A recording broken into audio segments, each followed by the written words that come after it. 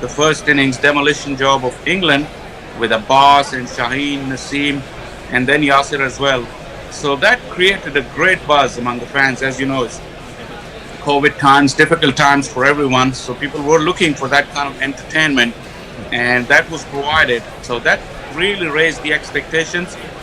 And that defeat on the last day, I mean, we've had a few over the years. Mine goes back to the one in Hobart in Australia where Adam Gilchrist and Justin Langer chased that target down, and Pakistan hasn't won in Australia since.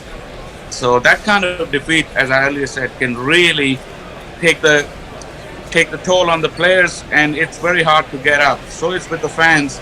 But you know, Pakistan is a cricket crazy nation, so the fans are up again, and you watch around the social media, they're up supporting their team once again.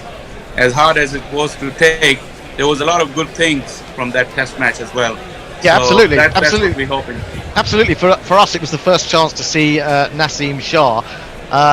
What sort of impact has he been making in Pakistan? I mean, is he a new hero? There's the two of them, really, with him and Shaheen Afridi. It looks, from what we've seen, a very powerful and varied attack. Yeah, the more of that, the aspect of that defeat is Pakistan always rely heavily on their bowlers, and the cult feeling is that bowlers will do anything to win your game, even if the batsmen have let you down. Right. So that was another part of that defeat that was hard to swallow, especially with the bowlers like Naseem and Shaheen. But one got to remember, they're very early on in their careers. Especially Naseem has very little experience, and I know he has the skill, he has the pace, but you know the know-how and the knowledge of how to trap a batsman, how to set up a batsman, how to get wickets is something that he will learn on the job, being so young. So yes. that's. Yeah, it struck us that he looks very rhythmic in his approach to the crease. I mean, he doesn't take anything doesn't take a long run up. He seems to generate a lot of speed just from his shoulder rotation, really. Yeah, he seems a very natural bowler, as I said. Like, he's very young, so very little coaching has been done on him. Right. And when he debuted in Australia, and the TV coverage over there, they showed a frame-by-frame action with Dennis Lillee. And it was so amazing to see the similarities at this stage, really, and towards the peak of Dennis Lillee. I mean, if the expectations are so high and the hopes are that not just for Pakistan but the world cricket will see a huge superstar in the making, and especially in English conditions, that will help him a lot to grow as an international cricketer. How easy is it I mean, we've always been accustomed to Pakistan unearthing talent at a relatively young age, say, compared with in England and Australia, perhaps. How difficult is it for someone like him to deal with the level of expectation that comes? I mean, he's bowled reasonably well in Australia. He's taken a hat-trick, the youngest, I think, or the second youngest to take a hat-trick in Test cricket. All of that is giving a massive build-up to him. So by the time he got here, we're all expecting to see something special from him. How does that pressure affect people, young people or younger players within the Pakistan setup? I mean, Naseem has been part of the system for a couple of years, but as we all know, in Pakistan there is no proper structure of grooming and talent development. It's just more talent scouting than talent development. So that way, I mean, in a funny way, they don't have that kind of pressure, as you can call it, innocence of youth, because they haven't gone through a system where competing with other age fellows, and he's come through.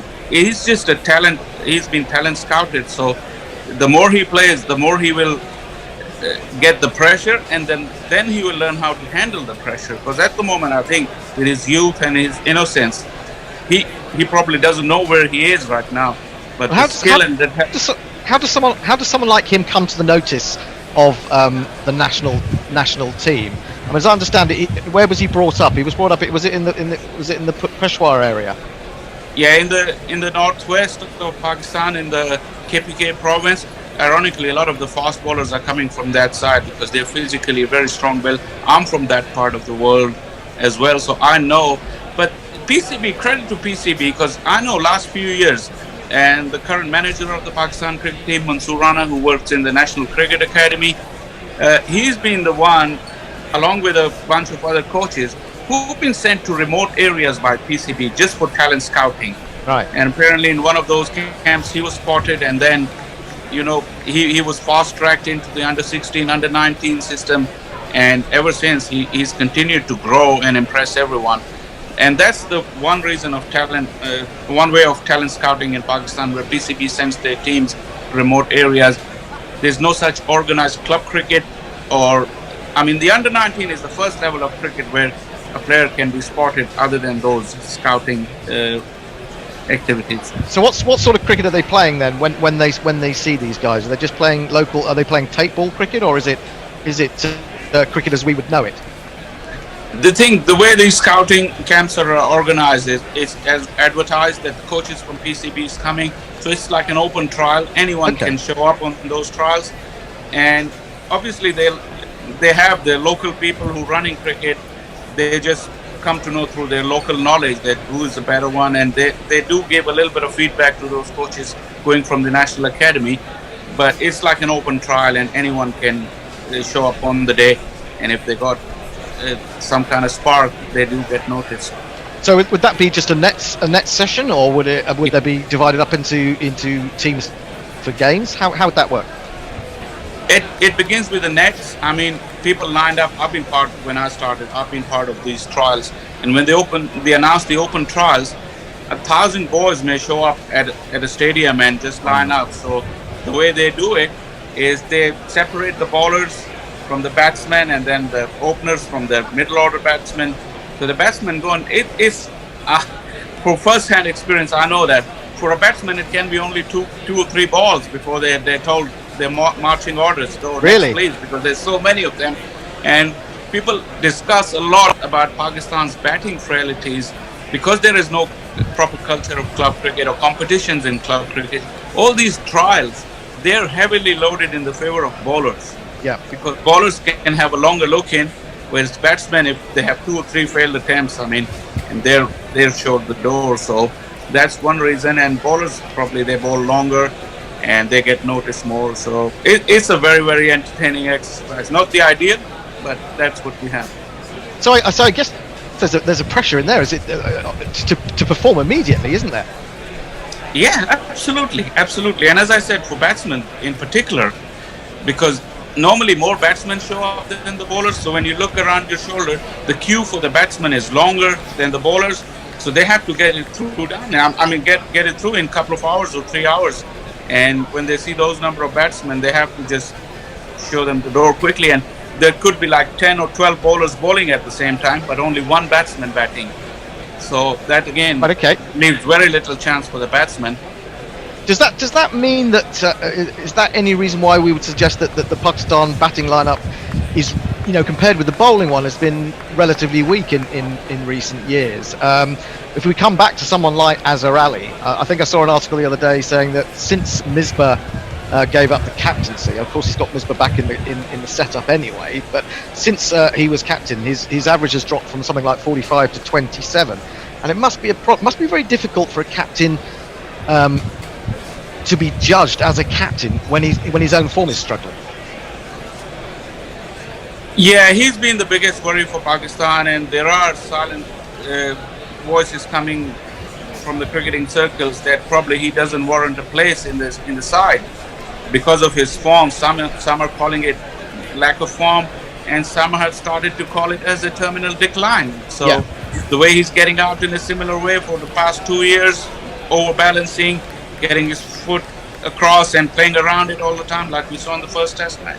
A lot of people are doubting that probably that is his terminal decline, and with the likes of Haider Ali in the ranks, who performed so well in the first class cricket, and he's a very, very exciting batsman. He lit up the PSL as well. I know it's a different format, but as I said, in Pakistan it's more talent hunting than grooming through the system. So Haider Ali has raised his hand and showed to everyone that he's probably the next cab of the ranks. And Azhar Ali being so lean, and I would couple it with the form of Asad Shafiq as well. He's been averaging in the mid-30s, having played 70 test matches. A lot more is expected of him as well. You're absolutely right. Yeah, I saw an article this morning, I think, on Cricket Info, which was comparing Asad Shafiq with Fawad Alam. Fawad Alam finally getting another Test match after so long. But Asad Shafiq's had this unbroken record, hasn't he, of something like 71, 72 Tests in a row, and yet he's still only averaging around about 37, 38. Yasser Shafiq promised a lot earlier when he was playing with Misbah and Yunus, batting at number 6, and he proved himself to be very, very able at that number. But ever since the extra responsibilities come on his shoulders, he has failed to deliver what was expected of him. And as you said, Fawad Alam, I mean, invariably brings a smile to my face, because he is just the favorite of every cricket fan, every cricket pundit, because what he's been going through, performing day in, day out, and scoring 12,000 runs in first-class cricket. He never got a look in. Even when Misbah and Yunus retired, that was the time when he was touted for his comeback. But Haris Sohail was given opportunities, Iftikhar and those middle-order batsmen. But Fawad Alam finally making a comeback, although he didn't have the best of the first-class seasons last year, because a lot of the new players had performed better than him. But, you know, all these consistent performances, he forced his way back into the squad in the winter, in Pakistan winter, and now finally he's in the 11. So that's something, as you said, comparisons with Asad Shafiq are drawn, because, you know, Fawad at the same time was performing the first class cricket, and Asad has played 70 consecutive Test matches. Yeah, that's in a way a testament to his fitness and his commitment. But, you know, the performances in the last couple of years have lacked. Yeah, it's curious, isn't it, really? I mean, why was Fawad Alam ignored for so long? I mean, is it anything to do with sort of internal politics? Anything to do with that? Could be, but with Misbah and Yunus, there was very little space in the middle order. Right. And that's the one reason. But after their retirement, because they left together, you know, in that series in West Indies. After that, for some reason, I mean, he always draws that kind of comments about his stance and the peculiar way that he's found himself to play with. But again, I mean, if that's producing for him, he warranted a chance way sooner than that. And it's interesting, isn't it? It's interesting. I mean, England have two players opening the innings now who are quite difficult to watch from an aesthetic point of view. And as I understand it, Fawad was always a little bit unorthodox, but from what I've read, he's been getting crabbier and crabbier. So is it an aesthetic thing that the Pakistan selectors are being seduced by, I don't know, better stroke players or better looking stroke players? It comes to the personal likes and dislikes of whoever has been the chief selector and the captains at the time, and that is one reason. And I know there are comments backdoors that he's scoring all those runs because the conditions are heavily loaded in favor of the batsmen in Pakistan, which is a myth, by the way. It's not correct, because some of the wickets that the first class cricket has played, not last year but the years before, they've been the most difficult pitches to bat on, especially up north in Rawalpindi and Islamabad, where the first-class venues were producing results in 2 days. Oh, really? Largely because of heavily seaming wickets, and the ball they started to use, because they moved from Kookaburra to a local-made ball, which was neither the Dukes nor the Kookaburra. There was something in between, but with a lot of grass on the pitches, the first class has been a very difficult arena to score runs. So that was a myth, but again, as I said, personal likes and dislikes came into it, the aesthetic value, as you mentioned as well. A couple of factors combining together to keep him out of the squad. It's interesting. I looked at his Twitter feed this morning, and you said he's the favourite of every fan. He's got something like 580,000 followers on Twitter, which kind of attests to his popularity. I mean, are people going to be emptying out of workplaces when he finally gets to get onto into the middle in this test match? Well, I'll put my head on the chopping block and I would say no, because his style is not very attractive. Right. A lot of the followers that follow domestic game, they don't watch domestic game, but they follow the stats. So the stats are there, but when he plays, you will see there will be mixed reactions, and God forbid if he fails, there will be as many people as have been favoring for him would say, oh, okay, that's why he wasn't picked. So I mean, social media is a crazy world, and Oh, absolutely, we know Fawad that. Alam is a cult figure in that. Either way. Yeah, he has become a bit of a cult figure, hasn't he? It's fascinating to get a grip on how Pakistan cricket fans follow their team. I was going to say, how what was it like in those years in Pakistan where there was no Test cricket, and this was before, of course, the Pakistan Super League took off, which I think was what 2016, something like that, when that first got going. So how was cricket consumed in Pakistan in those fallow years? Was it just a case of watching the team perform in the UAE, or was there more of a move? Would more people go and watch domestic cricket, or has domestic cricket always had trouble attracting crowds until the PSL took off? Well, cricket is part of a life in Pakistan, even though there was no international cricket. But the following for cricket never reduced. I mean, and at the same time, those years the media boom happened in Pakistan. So there's like dozens and dozens of news channels, and Pakistan has sadly become a one-sport country in those years. So all the attention was still on cricket, despite being no home cricket.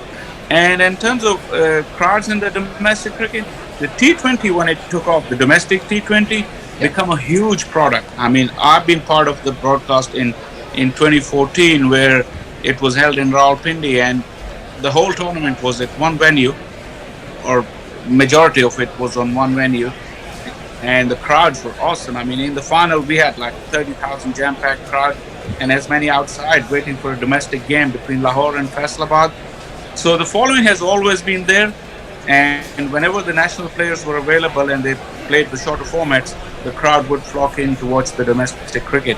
So I mean, it never went out. I mean, people missed international cricket, and as you said, when PSL came along, it was a blessing.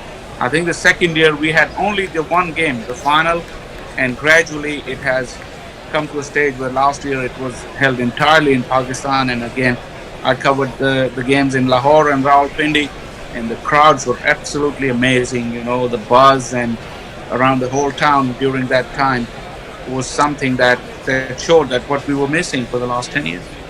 I mean, there's a lot of talk around the world that Test cricket doesn't draw people in. But when Test cricket finally did return at the end of last year in those tests against Sri Lanka and then leading on to the game against Bangladesh, did that capture the imagination, the fact that that Test cricket was back in, and were the crowds really, really good? Yeah, I was part of the two Rawalpindi test matches, and the game against Sri Lanka literally got washed out after the first day, and it only returned on the fifth day. No result possible, and there was no interest left. But again, it was a full house in Rawalpindi, and they watched Babar Azam like he's a new batting hero of Pakistan after a long, long time. So people flocked in to watch him bat, and he didn't disappoint. He scored 100 on that day. And again, against Bangladesh, I mean, with all due respect, in test rankings, Bangladesh is not the highest ranked team. But again, the test match went very well in terms of the crowd. Test match does attract people. I mean, as I said, Pakistan is cricket crazy nation. It's just about how it's marketed and what type of wickets it's played on. If the cricket is entertaining and it's marketed well, like with the media explosion that I said we have, it's not a hard job to attract people to Test cricket, provided we have good wickets and entertaining cricket. Well, we've always enjoyed covering Pakistan matches when we've had the opportunity. And obviously, it's been in the UAE because we've only been going since 2014, before that Test match sofa, of course. And we've absolutely loved covering Pakistan over these years. But is it hard to get new generations into the game when cricket is not being seen? I mean, we talk all the time here. The talk is the fact that cricket is no longer on terrestrial TV as it was with the BBC and then Channel 4, and this has had a terrible knock-on effect on the interest in the game amongst young people when they've got many opposite paths that they can go sports-wise. So is it difficult to encourage these guys, or is it the culture's just so ingrained with cricket that everyone is brought up loving it? You're right about that. As my experience of working in England as well, because I worked with Chance to Shine with UCB. Okay.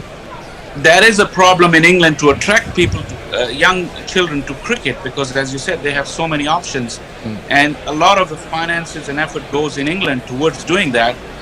Fortunately for Pakistan, that's not even the case. They don't have to attract people to cricket because they're already ingrained, as you said. So that part is covered. There is no shortage of interest or the youngsters not taking up to cricket. It's never been an issue despite no international cricket in Pakistan. Because as I said, Pakistan has sadly become a one-sport country. We used to have a very successful hockey team, used to be world champions in squash and snooker, and used to be good in athletics as well, especially locally, I mean in Asia or South Asia. All these sports over the years have deteriorated, but cricket. And cricket has taken up all the space in the media, as I said, and all the fans. So despite no home cricket, I mean, cricket has never been away from the screens in Pakistan, and that meant that there was no issue of attracting youngsters to cricket because they were already into it so much. It's interesting, isn't it? We would love that situation if we had more media focused on cricket. I mean, as you probably know from England, what were the broadsheets tend to give a reasonable coverage, certainly to Test cricket. But even the coverage of county cricket has dropped off a lot in the last 15 to 20 years, I would say. And so we're desperate. I mean, you may have heard some of our commentators bemoaning the fact that we can't get more people interested, and even now with the BBC having got highlights of these Test matches, I noticed that they're putting them on about 11 o'clock tonight because they want to put something else on.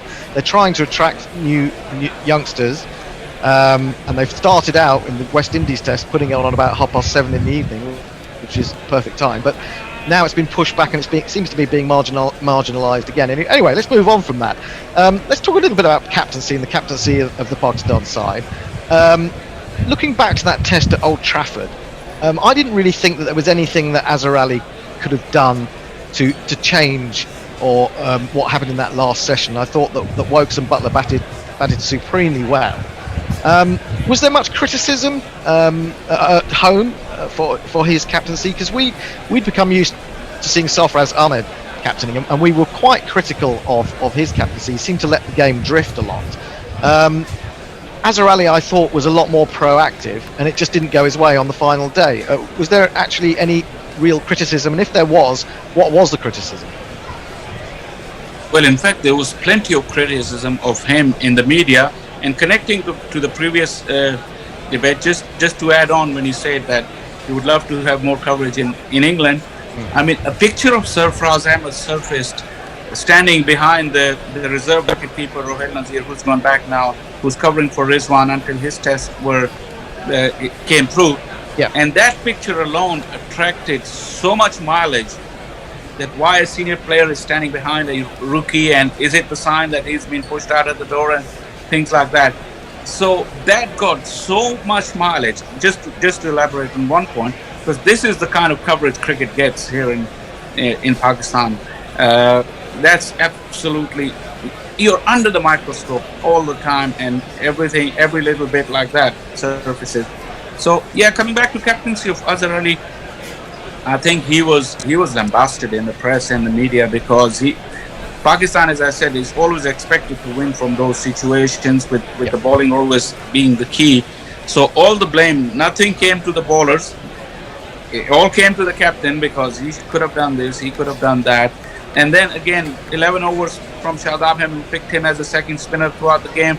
That was the major reason of criticism on his tactics, that if you picked a spinner for the fifth day wearing pitch and you bowl him 11 overs throughout the match, that's not something right. And then the other thing, the major criticism was as soon as Wokes and Butler counter-attacked, Azhar Ali went on the defensive right away until it was like 30 or 40 runs back left when he bring the field in. And by that time, it was too late. And I mean, those last 30, 40 runs was a lot harder than what he conceded 70 or 80 before that. And he admitted to the fact as well. But again, I mean, Pakistan, the captaincy issues have been there for a while. As you said, Sarfraz was always considered a very good white ball cricketer and a very good tactician in white ball cricket. But Test captaincy, Pakistan had no natural successors to him, so they had to resort to Azhar Ali, and they were thought of having been a good team between Azhar Ali and Misbah, because they're both quite calm and laid back characters, and sometimes with the hustle and bustle of Pakistan cricket, you probably need someone like that. But that test match really, he was under the fire, the skipper, and also like he himself could have gone. That's another theory, that he didn't think out of the box. He just let the game drift and made it too easy. But having said that, I have to come back to this. Joss Butler had the body language in the third innings of that test match, because he kept so poorly. It was, his body language was so down, and for him to come back and play that kind of innings, I mean, as you rightly said, he deserves credit as well. And sometimes you just have to raise your hand up and say, "Well played," to the other team. So Yeah, I felt that. I mean, I did. You know, obviously, I think if you follow a team and you know the ins and outs of the team, you may have more criticisms that you can bring to bear. But I thought, yes, perhaps a little bit defensive. But and that's curious, isn't it? Because we think of Pakistan as an attacking team in general, but the last two captains they've had, if you certainly go back to Sarfraz, you may know, covered Ireland's inaugural test against Pakistan in Dublin. And when we watched on the third afternoon, and we just couldn't believe how Sarfraz let the game drag. He just didn't seem to be aware that he was captain, which was kind of extraordinary. So is it because Pakistan is seen as such an exciting attacking side that there is more disappointment when this kind of captaincy is seen? you hit the nail on the head, because Pakistan, by the fans especially, is perceived as an attacking team, and that's why any hint of defensive tactics is like really criticized. And like you rightly said, Sarfraz was pretty defensive in the longer formats. Before that, Misbah was always termed as a one-route skipper. He only had one plan to win test matches, and that suited whilst they were playing in the UAE, because he put runs on the board and then with the spinners controlled the game. But that's, again, if we just connect the dots to the discussion of not having cricket in Pakistan, because Pakistani pitches are very, very, they have variations. I mean, we always term it in the same phrase as UAE pitches were similar to Pakistan. But Pakistan pitches sometimes can be very spicy, underprepared. I mean, not necessarily good cricket pitches, but they will test you in different ways. Yeah. But not the UAE pitches. So that led to that mindset where you can control the game in only one way. And that when we go to Australia or England, those kind of tactics don't normally work. We've done better in England than Australia, but again, the test match in Old Trafford went down that way. So when we look back on what we've seen in Misbah, I mean, we were just full of admiration for the way that he galvanised a team that was constantly having to play away from home. Do you think we're guilty of overrating him in some senses? I mean, there are many ways to look at it, because on Misbah's credit, you have to give him credit for when he took the reins, Pakistan cricket was in turmoil. So he was that stabilizing factor. His calm demeanor and his integrity and as a person and as a leader has to be given a lot of credit. But then when you go into the finer details of things, you would have to term it as a pretty secure or defensive captain, although he ended up winning most test matches as a Pakistan captain. But there's not one way to look at it. I mean, Misbah's character and his role was unbelievable and unforgettable. But tactics-wise, he defied the aggressive nature of Pakistani cricket and the expectations of the fans in that way. But again, he had to deal with plenty other things. So I'm kind of mixed emotion with that. It's just fascinating to talk to you, Faisal. I should say that we're going to have to cut the chat short in a moment, because I think it looks like the teams are coming out again. They took a slightly early lunch with that flurry of rain just before. They all do seem to be sort of standing a little bit doubtfully on the edge of the field, as if perhaps there's a little bit of rain in the air. But it now looks as if Joe Root is going to come down and lead the England side out. It's been fascinating to talk to you. There's obviously masses we could talk to you about with regards to Pakistan cricket, and actually talking to you makes me realise just how little I do know about Pakistan cricket in many ways, especially things like pitches, which is a fascinating area to discuss. Hopefully we'll be able to talk to you again during this test, and with looking forward, we might get you in for a bit of commentary in the third test. It's been a pleasure. I just have to add that I've been watching Gorilla Cricket for a while now, and as I said, it's been absolute pleasure talking to you and getting in touch. And I wish you guys all the best. Thank you. Thanks very much, Faisal. Thanks We very will be much. talking to you definitely again. Thanks very much for joining us. As I said, England are about to resume proceedings. It's what now? Just after 1:30. They did go off for a break a little bit early, with Pakistan quite happy with what ended up happening in that session, only losing the 1 wicket. A couple of catches went down in the slips. Rory Burns and Dominic Sibley were the guilty parties there. So Azhar and Abid Ali will resume. It was Abid Ali who was the lucky man on both occasions. I just need to check who's coming on to do commentary straight after the break. I shall tell you. I'll pass you over to the Bear to do some jingles, and in the meantime, hopefully, we will have some other commentators. Gary and Dave are supposed to be joining us. Hello, Gary. Hello, how are you, Burr? I am very well, thank you. And I believe Dave should be joining us. You there, Dave? Dave's there. Come on, Dave. Show yourself. Come out of hiding. Yeah, I should play some jingles. Pakistan batsman still out there. This man.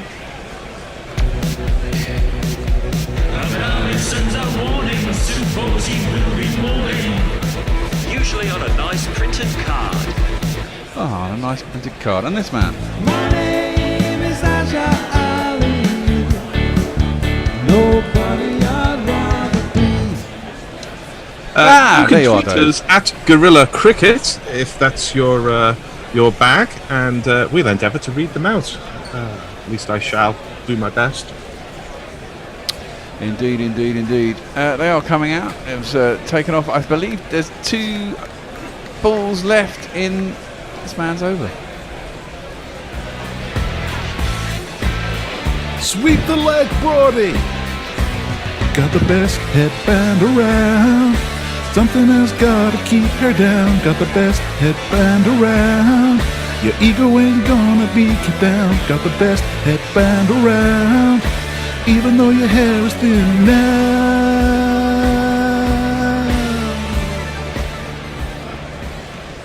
Yeah, it's going to be Brody to finish off his over. Your thoughts, Dave, on this morning? Haven't spoken to you yet today. Well, yes, hello Bear, hello Gary. Well, I Hi. thought, England bowled pretty well, and but the drop catches are costly, and shot of the day was the Pakistan catch in the back foot boundary. Looks like he's getting into his work, so I know, yeah, that's the good annoying first- thing, isn't it? Good first session. 2 drops is unforgivable, really. As one of our tweeters said this morning, it seems like the only person behind the wicket who can catch is in New Zealand. Well, he It dropped. said that, but I think it was didn't he Dave drop Wood, one was or- it, who said that? Yeah. He dropped 1 or 2 in the last test, though. Well, that's true. Yeah. You know, we're having You're always a better player when you're not in the team. Well, yeah. Are you upset that Archer's not playing? I'm upset that that he and Robinson are not playing because Oh yes, you wanted that double act, didn't you? Left alone through to the keeper, no run as we start off, isn't it? I would like to have seen 2 Sussex players playing for England for the first time since Snow and Gregg in Test matches. But more to the point, I'd rather they were playing for Sussex than sitting on the balcony in the Hilton Hotel at the Ageas Bowl, because it means that Sussex had to open with a Kent reject and a Surrey reject as their bowling attack. Who were those 2? Not that I would know. Yeah. Mitch Claydon and Stuart Meacher. 540 for 1, I think Kent scored. Sussex only took 1 wicket in the whole match. Oh dear. Meacher rings a bell, the other guy didn't. Left alone outside the off stump and there's no run. Who was the other guy? Mitch Claydon from Kent. Mitch Claydon. Sounds Yeah, like could have played Stuart at my club. Meacher from Surrey. It makes Dizzy Gillespie's youth policy harder to understand. You know, if you're playing, you know, inexperienced Sussex youngsters, meanwhile signing up some laggards who have coming to the end of their careers at other counties. Yeah. It's a bit of a strange one, I have to admit. And none of their best batsmen, Laurie Evans, you put them out on loan to Surrey. Well, we had Laurie Evans in once in the Yeah. Sofa days. Yeah, I remember him. He was a fun lad to have in. Oh right, Old yeah. great Well, he's story got, about Andre Nell, if you remember. Yes, That I was vaguely fantastic. remember that. I was, in those days of copious amounts of beers every day. James Anderson is going to continue from the other end. I'll give him a little jingle in a second. His first ball is to Azarati, who leaves then outside the off stump. It's this man. Jimmy, Jimmy, Jimmy, Jimmy, oh, Jimmy, Jimmy. And I've just gone under full of the next wicket, 84.5. I'm hoping for a breakthrough after lunch, with everyone's concentration a little bit dulled after having had their food. But that's into the hit by Jimmy, and it's clipped out to short mid wicket. And there ain't no run. 62 for 1. In a 25th sounds over. like. Sorry, Bill. I was just saying, it sounds like the England players and the media are happy to get back to Southampton, because I think Old Trafford's quite claustrophobic environment to be in for a long length of time, especially when you can't leave the ground. Well, yeah, I mean, presumably there's a golf course that they can go and play on here, isn't there? And there's also, it is out in the middle of nowhere, and there's lots of grass around it, and the nets are way out in a field, and there's another set of nets somewhere else. So yeah, left alone outside the off stump, and there's no run. I mean, it's not a bad place to be in isolation. You can't get into town anyway because it's the middle of fucking nowhere. So, apart from that shopping centre that's just down the road, I mean, trying to get in there on some of the games in the World Cup was just mayhem. I think we did India's first game there. Didn't you have waived your ICC accreditation? Well, we and tried got that. further That up the didn't queue work. there? We basically got there in good time. We spent about an hour and a half trying to get up the road into the ground. Then we didn't know where we were supposed to be. Then they stopped us from going in because the security ticket system stopped working. Literally, it was mayhem. Jimmy, too far down leg stump, clipped by Azhar Ali quite nicely, but straight at mid wicket, and there's no run. You had Clive Lloyd in the car. You'd think they would have waved you through. You'd have thought so, wouldn't you? But wasn't happening. Azhar Ali's 20 off 69. He's looked a bit scratchy this morning, but he's still there. Abid Ali was dropped twice, wasn't it? I think it was Abid both times. It was Abid both times, I'd have wasn't to it? double check that. Yeah. He's got to 33 off 74. Jimmy's gone for 15. He's got the only wicket so far. He's in his 8th over. And he's up to the crease now. And he bowls, and that one comes back in a little bit off the pitch. Decent ball, well defended by Azhar, out to mid wicket, and there's no run. Your Sussex bowlers, they couldn't go back anyway because of bubble. Well, no, exactly. But I was arguing this morning that Robbo was unnecessary call up anyway, because they had Sam Curran as the reserve seamer. Although, again, the same tweeter, Dave Wood, pointed out that intelligently that Robinson was called up as cover for Stokes rather than cover for Anderson, which kind of made sense. Oh, fished out. There's an appeal there. Rootie's gone up. Rootie's been going up for everything in the last couple of games, even when it's about 2 inches past the outside edge of the bat. And now he's indicating that maybe he clipped his pad, but he was definitely drawn into a shot there. It was a decent ball from Anderson, starting about 3rd, 4th, 5th stump, and going away, swinging away, and drew Azhar Ali into the drive. And you missed it, and it goes through the butler. There's no run. All right, Gary. Sorry, we haven't let you get a word in, which is very strange because normally can't stop you. But how are you? Well, I'm okay, but my feed is being affected, I think, by the thunderstorms currently hovering over Croydon. So I have a very jumpy feed, so I may end up talking over you. But El Magnifico has a point here. Says the bowlers have been way too short. Should have played Wood for Curran. What do we think of that? Well, I think Wood has gone down the pecking order. Broad is in bowls, and it's defended by Abid up towards mid-on. There's no run. I think they were excited about having Jofra and Wood in that first test in Southampton. As we pointed out in the last one, maybe it wasn't the best test to have them in. This wicket isn't the quickest. And the pair of them were pretty ineffectual in that first game against the West Indies. And I think that made the management sort of go, we had this brave new world, and then pull back from it slightly and go, well, actually, And of the two, I think Archer is preferable for his height, his variance. The fact that he has that bouncer that no one seems to be able to pick. Again, beating the outside edge. How many times? Well, actually, we've hit it twice and dropped the catch. But once again, Abid Ali prods at one, and the ball zips past his outside edge through the butler, and there ain't no run. Well, Gary, I hope you can pick up your feed, and the thunderstorms over Croydon are an incredibly picturesque image to conjure up for us this afternoon. Well, tooting. I'll try. We've got some more tweets coming through. El Magnifico says Wood has pace, Curran doesn't. Yeah, but pace isn't everything, you know. Yeah, I agree. If you're up and down at 95 miles an hour, some batsmen like that, you know. Defended by Abid, slightly inside the line, gets an outside thickish half of the bat, which scoots through that ever vacant position between gully and third or fourth slip. And Moses on down to the third man boundary for 4 runs.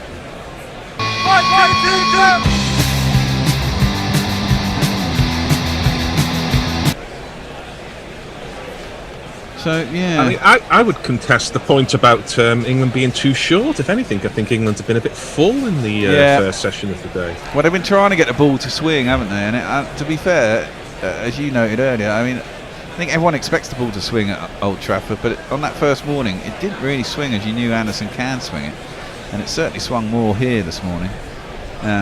Broad is up to the crease, bowls in at the pads of Abid, who just clips that nicely into the leg side. They'll come back for an easy second, and he moves on to 38. Well, usually we get some quick No, viz only got a info single. about the extent of its swing, because I actually think it hasn't swung so much. It seemed. No, a it's bit definitely, swollen. it's certainly for Jimmy. I think it's swung. He hardly got any swing at Old Trafford. He was getting a bit of seam movement, but not a prodigious swing that, especially in the first innings. We're Up. just seeing that one that Root went up for and Anderson didn't. Looks like there was a little ultra edge, little are you flip on that. Oh, Are you really? sure? Because it was such a long line, it looked Yeah. like a kind of spike mark. That's left alone. Comes back in a bit after seeing this time by Broad, but it's outside as off stump. I ought And to how say to that leave the spike I'm referring to is on the shoes, because sometimes as you play, the foot slides a little bit, and the ultra edge picks up the sound of a spike sliding across the pit, which tends to be a longer line than the ball clipping the bat, and that looked like a long line rather than a short spike.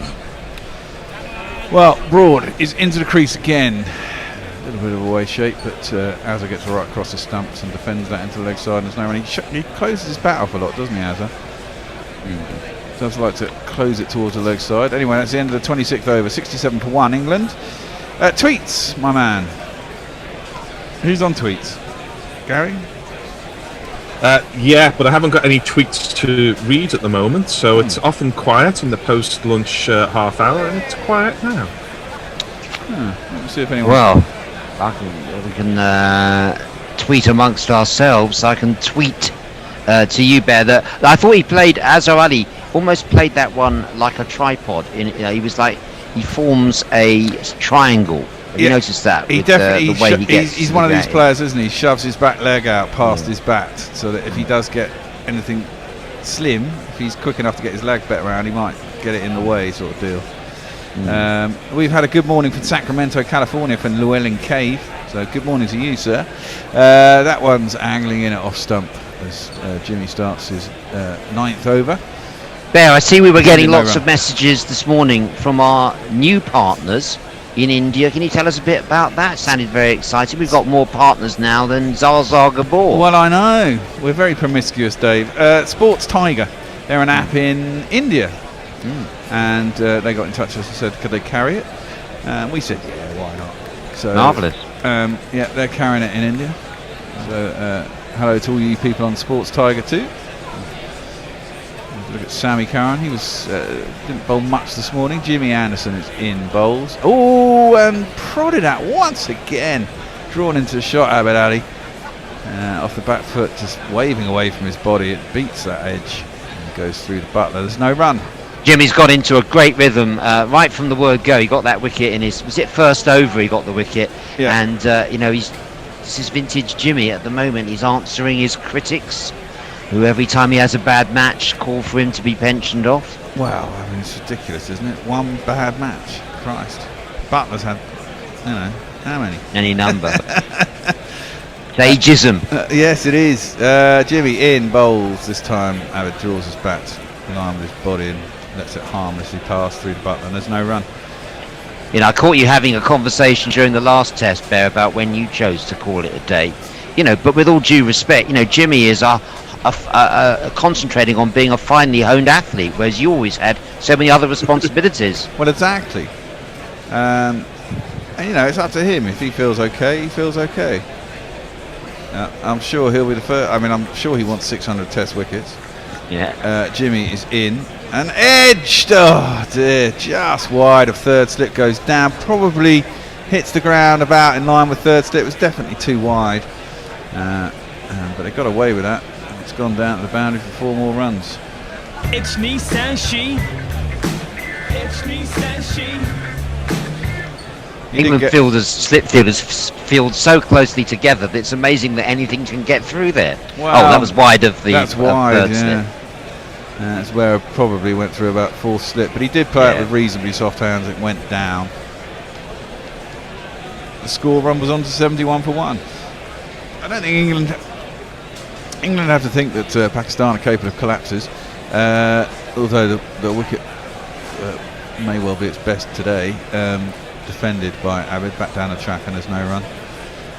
I mean, they were, I can't remember how that second innings went, but they were seemed to be going along all right, and then it suddenly sort of got gummed up at 100 odd for 5, and they got themselves onto, what was it, 170 in the end in that second innings, only through Yasir Shah giving it a big beef in the morning. So they're very collapsible, Pakistan, if they can get through. Well, it's certainly one of the weaker 9-10 jacks in world cricket. Absolutely. Oh, that's a challenge to the Twitterati, if ever I heard one, Gary. The weakest 9-10 jack in Test match history. Wide of the off stump by Jimmy, and left alone by Azharari through to Butler. No run, no harm. What was the famous one? Devon Malcolm, Phil Tufnell, and Ed Giddins. I think that was the famous and Alan one. Mullally. Oh, and Alan Mullally, Yeah, for that's them. a pretty So poor 9-10 9-10 jack. No, hold it. 9-10 jack, yeah. We do have a tweet from Brian Barish, who says, allow me to break the post-lunch silence by saying hello. And Hello. I'm excited about the prospect of flipping around between this test and county matches, but mostly Yal. Well, you've got to wait till Saturday for the next round of county matches, I believe, Gary. That's correct. I've enjoyed again reading your blog on county cricket, Guardian blog. Well, thank you very much, David. It's always a pleasure to hear that. It's always a pleasure to write them, actually. There's some good stuff going on. There's good matches in the first round. Broad is up to the crease now, bowls, and that one comes back good. Leave by Azharari. He left it on length. Been just outside the off stump.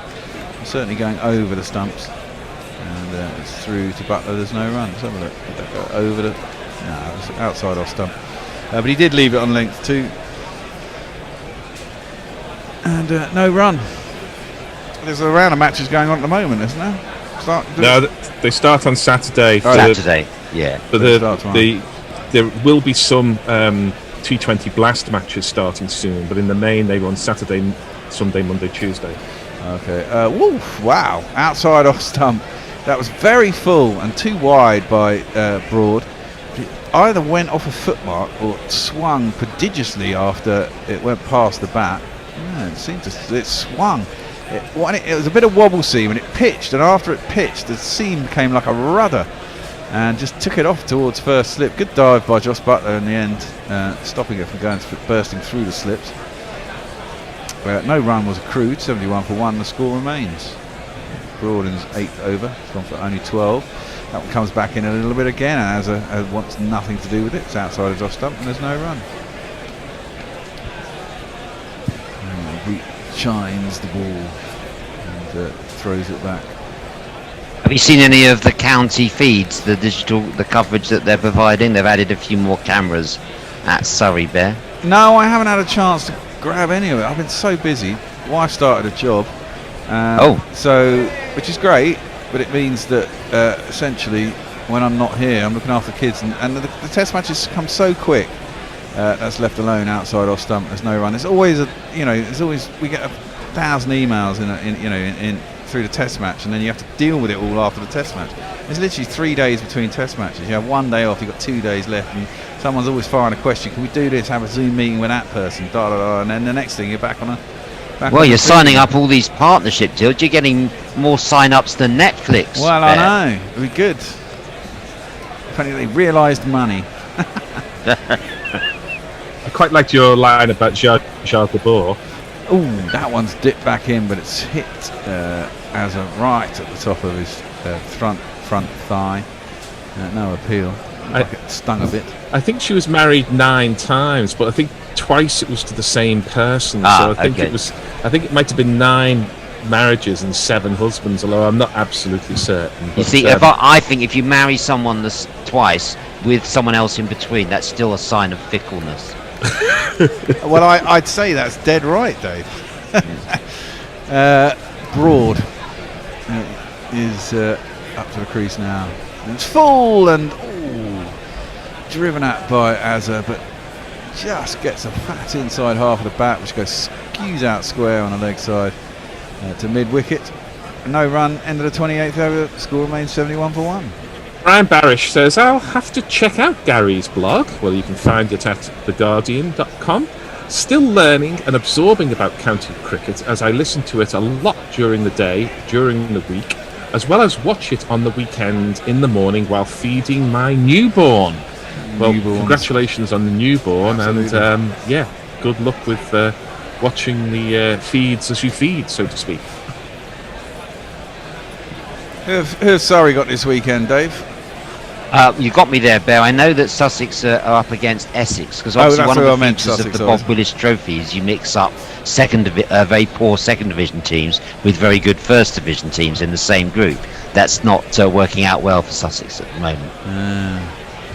Yeah, I think some of those first division sides, Surrey being a case in point, are very much depleted by calls to the England ranks. So they're not quite the same as first division and second division squads, although they are first division and second division clubs, so to speak. It is interesting, this not being able to go between bubbles. Oh, again, drawn into a kind of shot. I'll give him the benefit of the doubt. Abbott drew his bat away in time as it went through the butt. There's no run.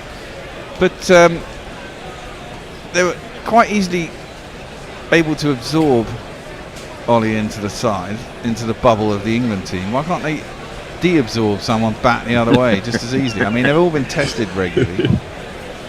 At some point, you've got to say, well, the guy's not COVID. He's been here for how many weeks? No one else is COVID. He's not COVID, and he's been in a bubble for 8 weeks or whatever. Again, just plays down the line, Abbott, and the ball's outside that line and jags away a little bit. He's got it on a piece of string at the moment, Bear. Jimmy Anderson. It's just a little bit too wide, isn't it? Abbott's just playing down that line and keeping that line of off stump, fourth stump covered. And as long as it's outside that, he's not been tempted for a little while. He has at times. So yeah, surely, if everyone's being tested all the time, it's a lot easier for someone to come out of the bubble. They might get infected when they come out of the bubble, but if they're clean when they come out of the bubble, the bubble, man. It's played into the leg side and there's no run. There does virology, a new segment on the Guerrilla Cricket. Well, I'm not doing virology, but I've learned a new word. If you're clean in one environment, Gary, and the other environment is clean, and you know this because you've been these guys have tested quite a lot, I'd imagine, to make sure that no one's having, and checked all the time for symptoms and temperatures and all that kind of shit. So if the other bubble is clean and you're clean, create a tunnel, man. That's clipped into the leg side to mid wickets, and there is no run. What I do know is that in Australian rules football, I think, but definitely in baseball, in college football in America, in Scottish football, in quite a few other leagues that have tried to get going with the same kind of biosecurity, they have had problems. Not many, but you don't need many. So I don't think it's quite as easy as it sounds, although it does seem highly arbitrary as to who goes where and for how long and everything else. Well, a lot of American sports are suffering because they've got a massive amount of COVID in the bloody environment, in the community, That's clipped square this time. Abid gets himself a single as it goes dead square, and Crawley has to come across them. in front, mid-wicket. To field, throws it back in, they get a single, 7 for 2 for 1.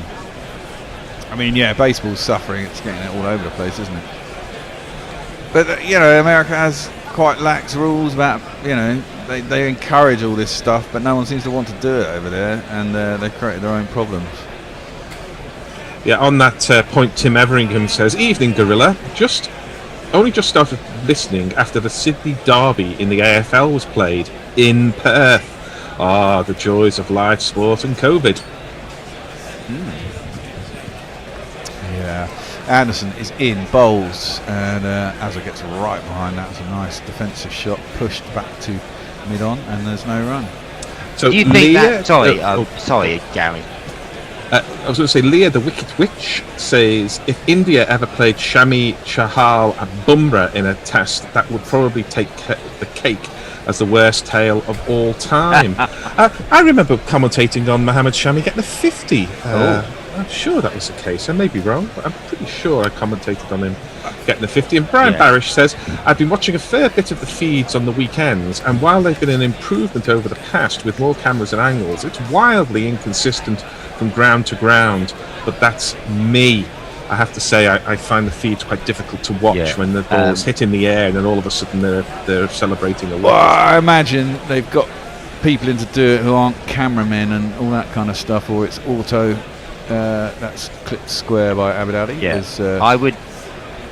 Yeah, I think Surrey and Bristol Somerset are quite a step ahead of everyone else, and they're working with that Bristol company Action Replay or something. And I think Surrey have got a couple more cameras and one that's actually one camera operator from Sky Sports. They've actually got someone professional in there to do the job. Yeah, so that's it. I think you need sports cameramen who know how to shoot cricket, really, or at least know the games and they know what's happening. Broad in, bowls, and Abid Ali is forward and defends out to the covers. The highly amusing Swedish Cricket League that was on a couple of months ago on one of the higher end channels on the Sky satellite system seemed to be being filmed by somebody's mother, because the whole thing felt like a sports day. There was a camera off at around cover point, somewhat following the ball and somewhat not following the ball as it went across a ploughed field in a Swedish meadow. I just see the tweet. Oh, another edge. Hamid Ali has driven once more and it gets the outside half of the bat and ends up trickling down to third man. It went airily through probably 4 slips. There's only 3 slips and it's 4 more runs. 1, 2, 3, 4. It may not have carried to a 4 slip. This time it's a genuine drive and a genuine edge. His hands weren't particularly soft, but it's about 2 feet wide of a sort of sprawling Sibley who realised he wasn't going to get there. And if 4 slip had been slightly forward, it would have been a tough low down catch, but he was not there and took it away for 4. I'm indebted to Knackle, for some news, which says Zsa Zsa Gabor's 9th marriage lasted as long, 30 years, as their previous 8 combined. And Mohammad Shami's 50 was the same test where Anderson got 81, the flattest pitch of all time. That was Trent Bridge, I think. Broad in, that's into the thigh of Abid Ali as he tries to turn it around the corner. Ollie Popefield, shortish square leg in front of square. And there's no run. Just going back to those tail enders, I guess any 9-10 jack that has Shannon Gabriel at number 11, is a prime candidate for being on that list. Yep. He's a biffer though, he can hit a long ball. Not very good at any other part of it. No. So we watch the slips settle down. Is there a case for bringing another slip there or third man? It all seems to be going there. I don't think so. That's a poor ball though by Ford. Tries banging it in, but it's too short and it's leg sidey. And Abbott can just work it around from his armpit down towards long leg. Didn't get enough pace to get 4. And he moves on to 49, just 1 away from his 50. Having been dropped twice, he's made the most of it. And this time, indeed. The runs aren't against Butler. The runs against Burns and Sibley. They're in the negative. Yeah, he's stuck to his task, and I know it's been edgy, but all these falls down to third man have all been along the ground there. Yeah. They're not been giving. He hasn't been giving any more chances. No, but they are quite streaky. But you got to ride your luck. That's the game of cricket, isn't it? That one is straight and pushed up towards mid-on. Good bit of fielding. Was that Jimmy? I think it was Jimmy. Just came in, backhanded it into the stumps at the bowler's end. Azhar Ali had been sent back anyway. And Abid gets no run. He sticks on 49. Azhar Ali has gone nowhere. Didn't he come out on 17 or 18? He's only on 20 now. He's faced 80 balls. Derek Willis is with you. Said the worst tale of all time must, by definition, include Shannon Gabriel. Sally something or other, because I can't see here, but imagine we know her as a regular tweet. It says, "Oi Bear, they only have more COVID-19 cases in America because they do more tests. If they didn't test, it would magically disappear." Of so I think course, there's a little bit of Sally, tongue in of cheek course. there, as well as swab in cheek. And Ravi Nair says, "Not to discourage you too much, but with 600 deaths per million, Britain is doing worse than Sweden, which didn't do a lockdown, about 500 deaths per million, and the US about 400 deaths per million."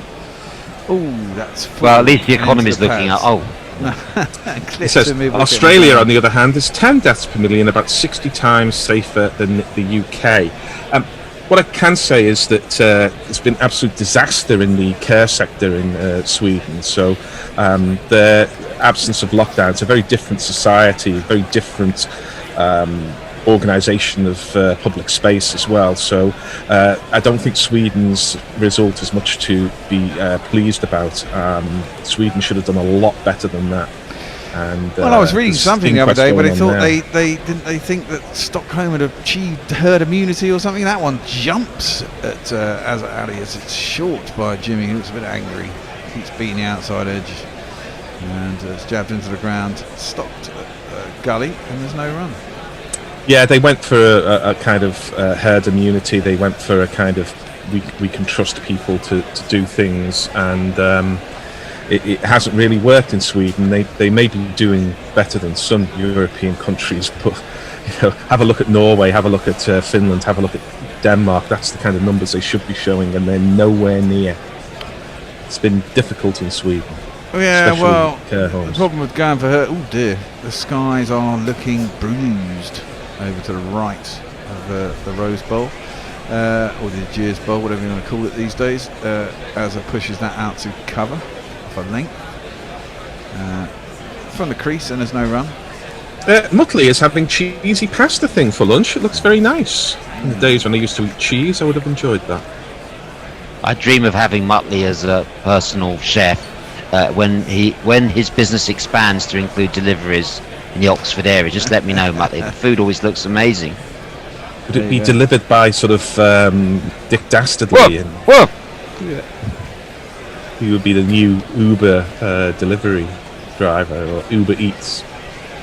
Jimmy is in. Oh, another edge! And played with soft hands by Azhar. Took his bottom hand off the bat. Knew he wasn't quite there, I guess.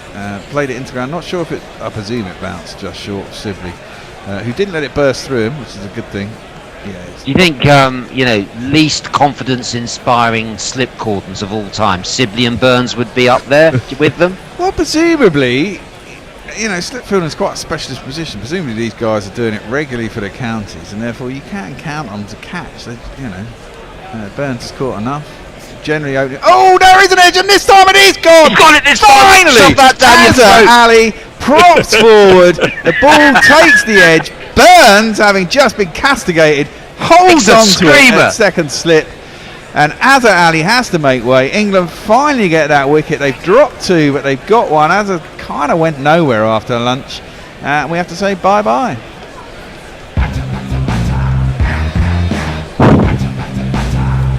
I tell you, if Rory Burns had downloaded the Hot Mic app, he'd be making a gesture towards us now. He really would.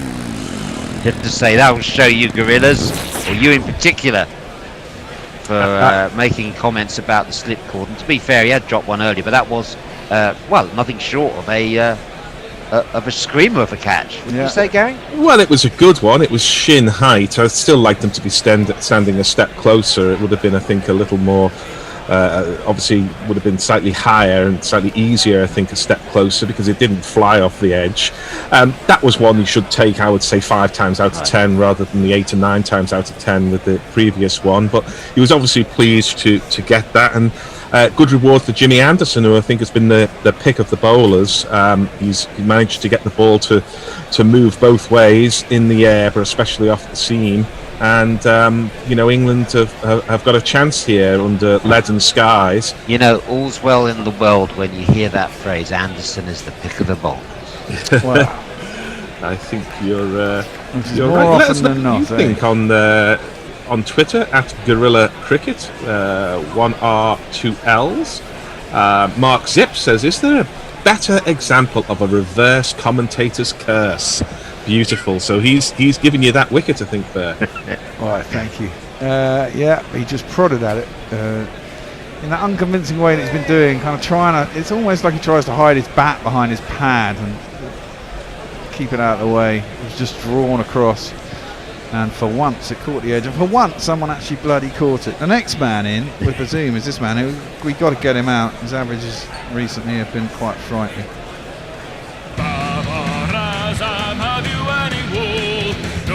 He doesn't, because he's a cricketer from Pakistan and he's a really good one. Thank you very much. And I actually think Mohammed Rizwan, Uluk and the ground staff are assembling.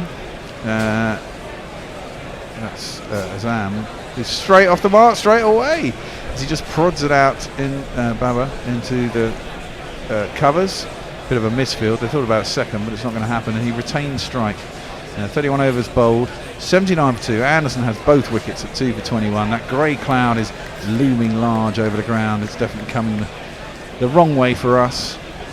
It's starting to envelop. Continues to be a miserable tour for the captain, Azhar Ali, doesn't it? He said he wasn't going anywhere since lunchtime. No. 20, out for 20, 85 balls. One decent shot he played in the first session. Yeah, exactly. Oh well, Babar Azam, he's going to be the saviour. Hopefully not, if you're an England supporter. If you're a Pakistan supporter, of course you're waiting for it. It looks like the sky could spit forth lightning any minute. England broad is into Babar Azam, who gets nicely onto his back foot and just straight bats it back down the pitch, and there's no run. Everyone's kind of looking up. Nothing has happened yet, but it's very dark indeed. And the lights are shining bright.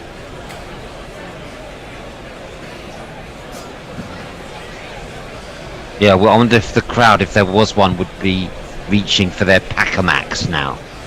Well, I mean, the sun seems to be actually on the ground. There does seem to be some sun on it. There's just a lot of dark cloud around. Babar Azam is facing up. Broad is in and driven nicely out to Wokes, who's feeling at cover. He looks a lot more fluid. You get the feeling that air's got that heaviness that you get before a storm, and there's a kind of heavy stickiness, and everybody's waiting for something to happen, but nothing actually has as yet. Just Butler's just looking up now and having those similar thoughts. Oh! Yeah, exactly. You imagine a spike of lightning is going to come out at any minute. As soon as that does, they'll be off, won't they? Lightning strikes. Get out! Broad. And I want another one before something they go off. That one swings nicely met by Babar Azam. He's a different class, really. He's not going to scratch about. A good bit of chasing, though, and frozen. What happened there? Wokes just pulled it in, but it was a fantastic looking shot from Babar Azam, who just leant into it and just injected that bit of class into proceedings that we haven't seen so far today. Just seemed to have just a little bit more time to play it than anyone else, and it was a really glorious shot, he says, trying to cover up for the fact that we're now watching football on the screen. And Marco van Basten's always worth a watch, but can we have the football, the cricket, please? Oh, you want the football? I don't know quite what's happened there. It's like they've lost the signal in the football. Why are we watching golf? Cricket? You're going to get some cricket. What a shot, Gary. That's a bit of class there from Babar Azam, wasn't it? Yeah, he's the class of the field in the Pakistan lineup. Obviously, his record shows that, and he's a lovely batsman to watch. We haven't quite seen the could best be the ground. He's been a little loose at times, I think, so in the match at Old Trafford, but when he's in full flow, he's one of the great sights in world cricket for sure. Well, we seem to have lost our Sky signal. Football's there, and everything else is there. It could be the weather around the ground. Maybe there's been a lightning strike on the Sky studio. And they'll be all right. Well, it was tantalising, wasn't it? inside Because their it box, was but, with Babar Azam just getting off the mark with that one, and leaving Abid Ali on 49 at the other end. Brendan Stanton has tweeted us saying, "Hello, Gorillas. Just crossed the Norway-Swedish border. Top commentary as always. I've motorcycled across that border a few times. There are many, many beautiful ways you can cross from Norway to Sweden. I promise you that." Just so you haven't missed anything, the next ball from Broad is blocked by Abid Ali because Azam ran 3, and the next ball from Broad again is driven back to the bowler by Abid Ali, and there's no run. So Abid Ali is on 49, and Babar Azam is on 3 as the storm clouds gather. The commentary team is really now, I'm afraid, hoping for storm clouds because we haven't got any pictures at the moment, so we're keen for the players to go off so we can refurbish our technology. Bear is looking a picture of calmness whilst all around. Well, yeah, I just wondering. No, Derek Willis says, "Zoom me in. I've got video." So that's what we need. Hits and Grats I'm indebted to says again Gary Naylor with his wondrous weather commentary. Whatever the sky brings, Gary sings. He should be the weatherman laureate. Well, that's far too. Well, I thought it was John Betjeman with your description of the thunderclouds over Croydon before. Great clouds and rain on Southampton. And Abid Ali plays that one down for no run, so that's the end of that over, and the score remains Pakistan 82 for 2, having chosen to bat this morning. England leaving out Jofra Archer and picking Sam Curran instead. Zach Crawley coming in, of course, for Ben Stokes. I tell you, I do feel sorry for the Pakistan, the Shadab Khan, who's been left out of the Pakistan team in their one change. I think it's just one change. Because he didn't do much wrong. He didn't get that much opportunity to bowl in the first test, and he batted really well in that first innings, Gary. Yes, I liked him. He's the kind of cricketer who makes things happen. You know, he was very energetic in the field, and I've got a lot of time for Shadab Khan. You know, he's probably a natural number 8, so it's kind of no wonder. Yes, that's your big thing. Yazir Shah, you know, obviously he bowled well, but I don't think he's the same threat without the googly that he finds it difficult to bowl at, as a lot of leg spinners do once they get to around the 30 mark. The stress of bowling googlies does take its toll. And here's Jimmy Anderson to start a new over. He bowls to Babar Azam, squares him up, but Babar just manages to get a bat on that. So you are the true inheritor of Neville Carter's stay here, because you're commentating neither at the ground nor with any pictures, which, as I understand, Cardiff used to do in the 1920s, or he would certainly write reports along those lines, and yeah, you're reaching into your broadcasting heritage, I think, Dave. Well, Jimmy, here he is again. That whistles past the outside edge of Babar Azam's bat, and there is no run. Really, Jimmy's got this ball on a string today. So Jimmy Anderson fans at last will have got something to enjoy, he brings this next ball back into Babar Azam, forcing him to defend on the onside. Great stuff from Anderson, this. He's showing all the tricks, all the range.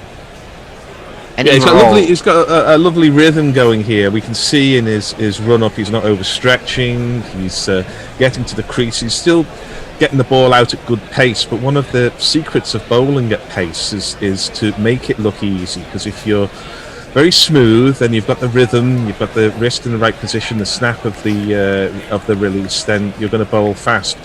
People like Sylvester Clarke used to make fast bowling look like hard work, and there's always a few of those, but many of the world's fastest bowlers, or those bowling at the peak of their pace, are often when it looks at its easiest. Indeed. Anderson to Babar Azam, who defends that one, and there's no run. I tell you, the one thing you can be sure about, even though we can't see it right now, is Yunus Khan is taking notes. Oh, I yes. think he's going to publish. I think he's working on his diary or his memoirs, because he do you seems think to be scribbling every time the camera goes onto him. Do you think it's the camera's going to pan in? It's just going to be page after page of all work and no play makes Jack a I dull think boy. I think he's doodling like the great Monty Python sketch novel writing in Dorset. Oh, it's a doodle at the top of the page from Eunice. Very disappointing. First word, it's A. It's ASAT. Could it be ASAT? Doesn't make sense. A Saturday. It says Thomas Hardy's recently completed Dune the Obscure, so he's very much a man in form. He's in form at the moment. And finally, last ball will be over Anderson to Bubba, who was a bit too straight, and Bubba gets that away nicely. He's going to get 1, he's going to get 2, and he's going to go for 3. Keep the strike in the next over. So 3 to Baba Azam, and it's Pakistan at 85 for 2. Dave, you're rather better at this than you are. You can see the pictures. Well, you know, thanks very much. I'll take Super that, stuff. Gary. I'll take that as I'm transfixed. it's very much double-edged. It might come back and haunt me when we have got pictures later on, but I'll take it for now. Yeah, it's one of these occasions where I'm regretting not paying the extra £6 for Sky Multi-Room. But then you probably lose the signal in every room, wouldn't you? That's true. Francis Brett tells us that the covers are about to come on. But they're still out there at the moment. Sam Curran is back on to bowl now. He didn't bowl much this morning. He only had a couple of 5 overs for 11. And he's back on now. Our very own gorilla, Ian Pearce, says, I'm in the pub I'm in at the moment in South Buckinghamshire has lost signal too. Right. Sunshine outside. I think we're back with the live action bear. We're back. Curran is in. Curran. And he's over the wicket, and that was the second ball to be over. I don't know what happened in the first one. What happened in the first one? Starts with a loose now, It was a dot. Yes. That one was also a dot. It was outside the off stump. Sammy Curran deserves a little jingle. I'm hoping he'll do something better today. He goes a bit. He would do. If I could find I him. have to There he say, is. there's been some fantastic technical work involving turning the box on and off. Yeah. The old on-off trick. Next ball. Oh, that does come back into him. Came back in quite nicely for Sammy Curran, bowling at low 80s, and comes back into the batsman Babar Azam, who just defended that and track no run. I'm very much enjoying watching season 3 of Mad Men at the moment. It's evocation of a 1963 office building. But when they get to the 1990s, you'll just have 3 characters looking at a screen before one of them says, "Have you tried turning it on and off?" 'Cause that's what office life in the 90s consisted of. 3 people looking at a screen. Have you tried turning it on and off? Works virtually every time. On the back foot, Babar Azam forces it square out to Don Bess, who's at point, and there ain't no run. Abbott is still unlike the 49. 21st century office, Gary, where it's all completely deserted and everyone switched the lights off. They're all at home. That's it. The government That's it. panicking about how they can make people go to work so they can spend money at Pret a Manger and keep the economy floating. Have you noticed how Abid Ali's score hasn't moved since we lost that commentary? Because he hasn't faced the ball because Baba took the strike. Well, Baba, Baba is an exciting player. Sammy Curran is in, and Baba goes on the back foot and works it out to mid-wicket, and there's no run. He's the kind of player who's got sort of 3 shots for every ball, and that becomes his problem. He's just got to be careful to get his shot selection right. And I think there is some lightning. I on don't the way think by there's the some rain. speed I in think which, there's lightning. they're getting off. I think there's lightning. The umpire, who's the umpire? Looked like he's about to shit himself, and said, "Get off, quick! You lot, and they've all gone off the field. It's Yeah, not you often can see pull off umpires running off, do you? But No. one was certainly running there. We didn't see what they saw, but it looked like he saw a massive bolt of lightning and thought, right, we've got to go. Strong sense of inevitability about that. There were a number of clues: the flash of lightning, the thunder, and finally the players exit the pitch. The ground staff in the masks are now rolling the covers on. How long did the thunder last in Croydon, Gary? Because that might give us an idea. Because what Croydon sees first, Southampton gets later.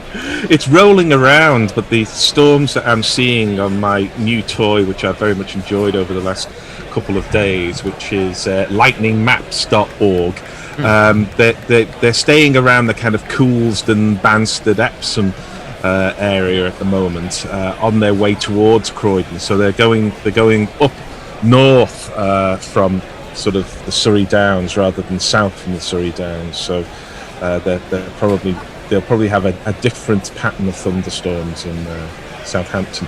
What's best about this map is that when there's a lightning strike, you get, expanding apparently at the speed of sound, a circle which shows the thunder and where it can be heard. Can we just say there was basically it was sunshine when they came off, and now it looks like it is shitting it down in Southampton. You can actually see it's like monsoon rain suddenly has descended on Southampton. I can't imagine. I imagine You schedule a damn cricket match in Southampton in August. What do you expect? Well, I don't know, but I mean, it looks like one of those things that we're really heavy for about 10 minutes, and then it'll be done, and it'll probably deluge enough water that they're off for about 40 minutes or something. Oh, they drain so quickly now. Yeah, and I'd be surprised if they were off for more than. Usually, never off for more than 10 minutes if it's rained for 10 minutes. But of course, it can be so different. Yes, I mean if it's really heavy, but then the ground must be also awfully dry, man. I mean, it hasn't rained for a long time. We've had tropical weather for the last week, Gary. Yeah, I noticed it's not been much fun trying to sleep at night, has it's it? been hard, hasn't it? Jesus, it's been really hard. Joe Root looked like he wanted to hang around. I'm sure, I don't know, when they come out, I'm sure it'll still be quite heavy atmosphere. The ball hasn't really swung though, and I know there's sort of different views about whether humidity makes any difference to swinging the ball. I think the grounds like Headingley, where the cloud cover makes a difference, and Trent Bridge, but I'm not sure that it's the case necessarily everywhere, and I don't think it's swung as much in this match as it did in the previous match in Manchester.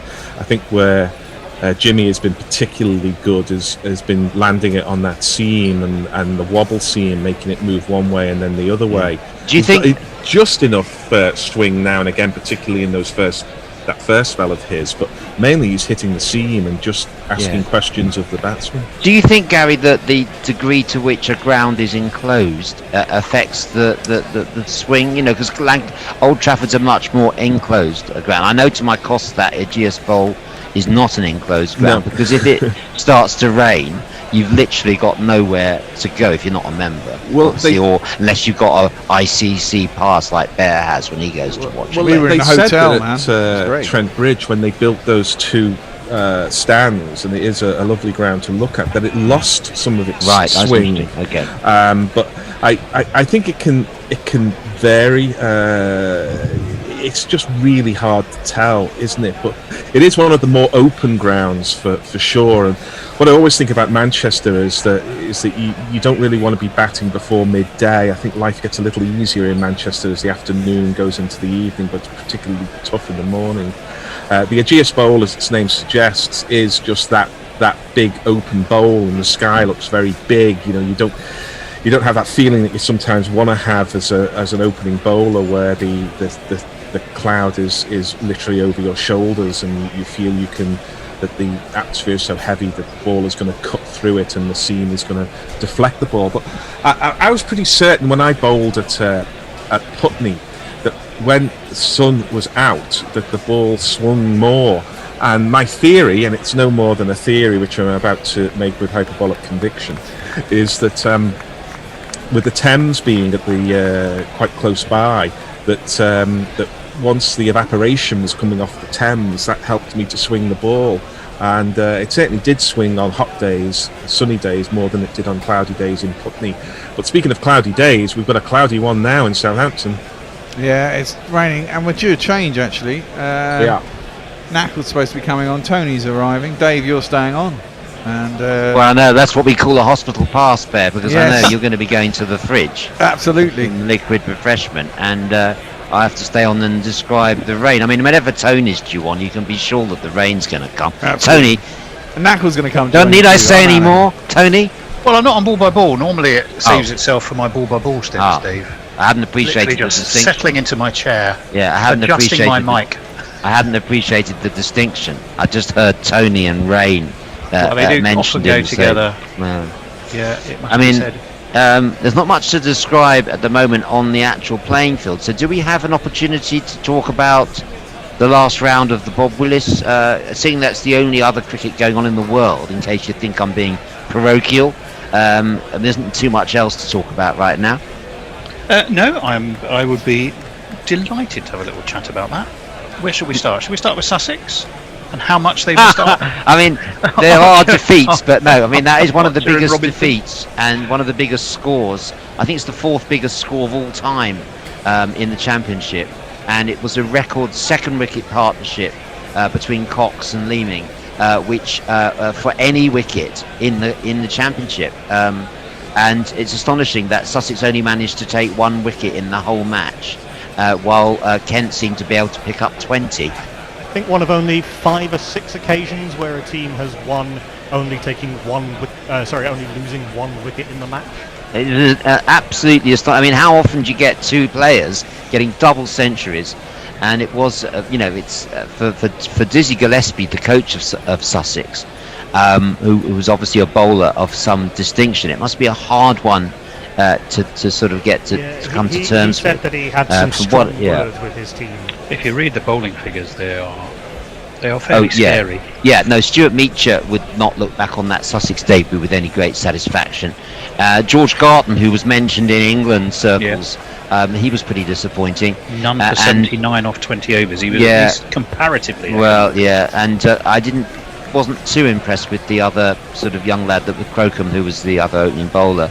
And then you had, you just didn't have any experience, no one to close an end up. I was Mitch Claydon from Kent. But no, it was, congratulations to Kent. They look a really good team. And they've got, given the fact that Billings didn't even come into bat, and they've got Zach Crawley in this squad. I mean, it's a very, Kent look like a really strong side now. They do. And they've got young Harry Podmore. Yeah. Who Middlesex deemed surplus to requirements. Interestingly enough, Kent are next up for Middlesex at Canterbury, I think. And I'm not sure which one of the 2 Kent batsmen it is. It's either Cox or Leaning, so it's I'm being very Cox. careful. Jordan Yeah, Cox. so you know what I was going to say, who's broken the quarantine rules and therefore won't be able to play in that game. By So that virtue of might just be taking a a stroke of selfie, luck. was it taking a selfie, or what did he actually I do? can't remember what the story. If Knappel someone will could know. have a Knappel, could you look up and let us know what happened the there? day after, so basically after Kent declared and Jordan Cox was not out on a double 100, he took a selfie with someone who obviously wasn't in the ground but was kind of lurking at the perimeter. This got out, as these things will tend to do, as Mohammed Hafiz has found to his cost in the Pakistan bubble, and the COVID regulations state that you're not allowed to sort of close contact with members of the public, and so he's been dropped for 1 game. I think that news came out actually during the game. Tony, you talked about Middlesex. Middlesex have got some great joy out of their spin attack this season. So a few wickets for Nathan Souter, Sam Robson, but Pilan Walalawitha, the young spinner of Sri Lankan descent, doing very well in his first 2 games. I think he took a 5 for in a game that was almost but not quite a thriller. But we for some reason it's a name that's better said in a Geordie accent. Walalita. But what can we say about Essex without mentioning Simon Harmer, who has gone on record in the last week of saying that he thinks he's the best spin bowler in the world at the moment. Well, he's also gone on record, sadly, as saying that he thinks Brexit will can his aspirations to play for England. But it could open. Well, So he thank you, had Boris. a word That's with another Alan. Yeah, problem. he went for clarification to Alan Porden, the cricket operations director of the ECB, who was quoted by Harmer as giving him no cause for satisfaction at all. Which is disappointing for those of us who, for those people who saw Jofra Archer fast-tracked into the England team. Why has there been no attempt? Simon Harmer's here. He's earning his living here in Essex. He's renounced South Africa. He's retired from international cricket to qualify as a Kolpak. But he probably is the best off spinner in the world right now. And why aren't England making more attempts to get him into the fold? Nathan Lyon says hello, and as does R. Ashwin. Simon Harmer, though, his contract is going to be converted to an overseas contract, and he could end up playing for South Africa again. But because he was quoted last year, but that's because of the situation Yeah, with the coal pack regulations and are very Brexit, isn't it? different from the John And the lack Ryan, of no flexibility from the ECB, because I think his first preference was to play for England. Yeah, well, and you know, when heaven and earth has been moved in the past to accommodate players, Yeah, you know, exactly. one thinks of Hook.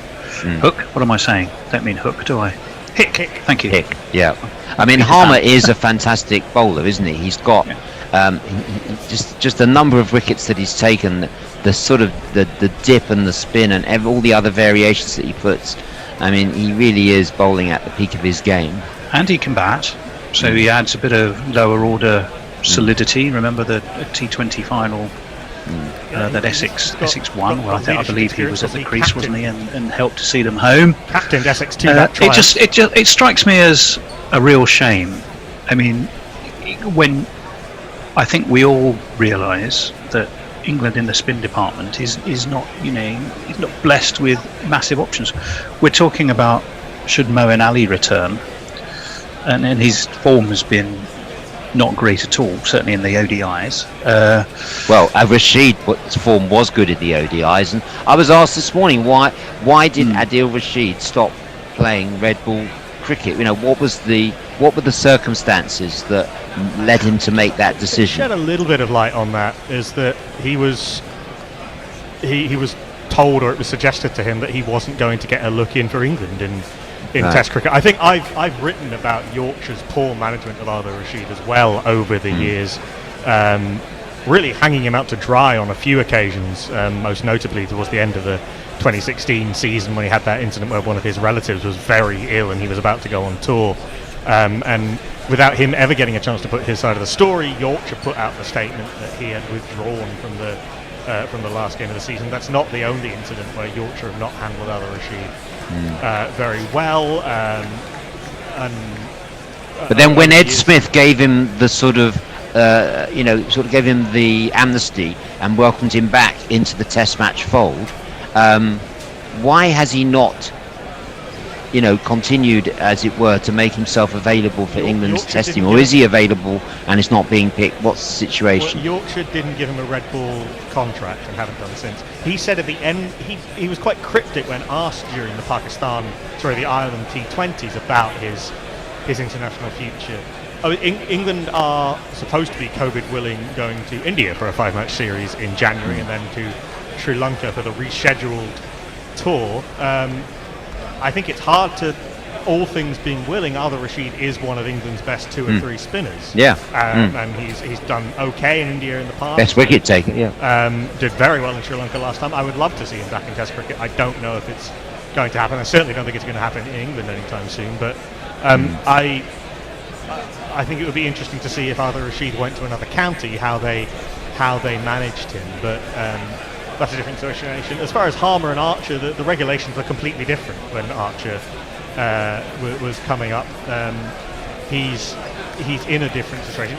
He's not played international cricket before, so the qualification period was shorter, and the ECB brought their qualification period into line with the this ICC's. was my point. I appreciate that there are different legalities and different rules and regulations that impact Archer with his parentage, albeit, and the fact that the rule. But what happened was the rules were manipulated to allow it to happen, because it was deemed that England had a specific need in the department of raw pace and everything we talked about. We've got Anderson and Broad there at the end of tail end of their careers, albeit both firing on all cylinders.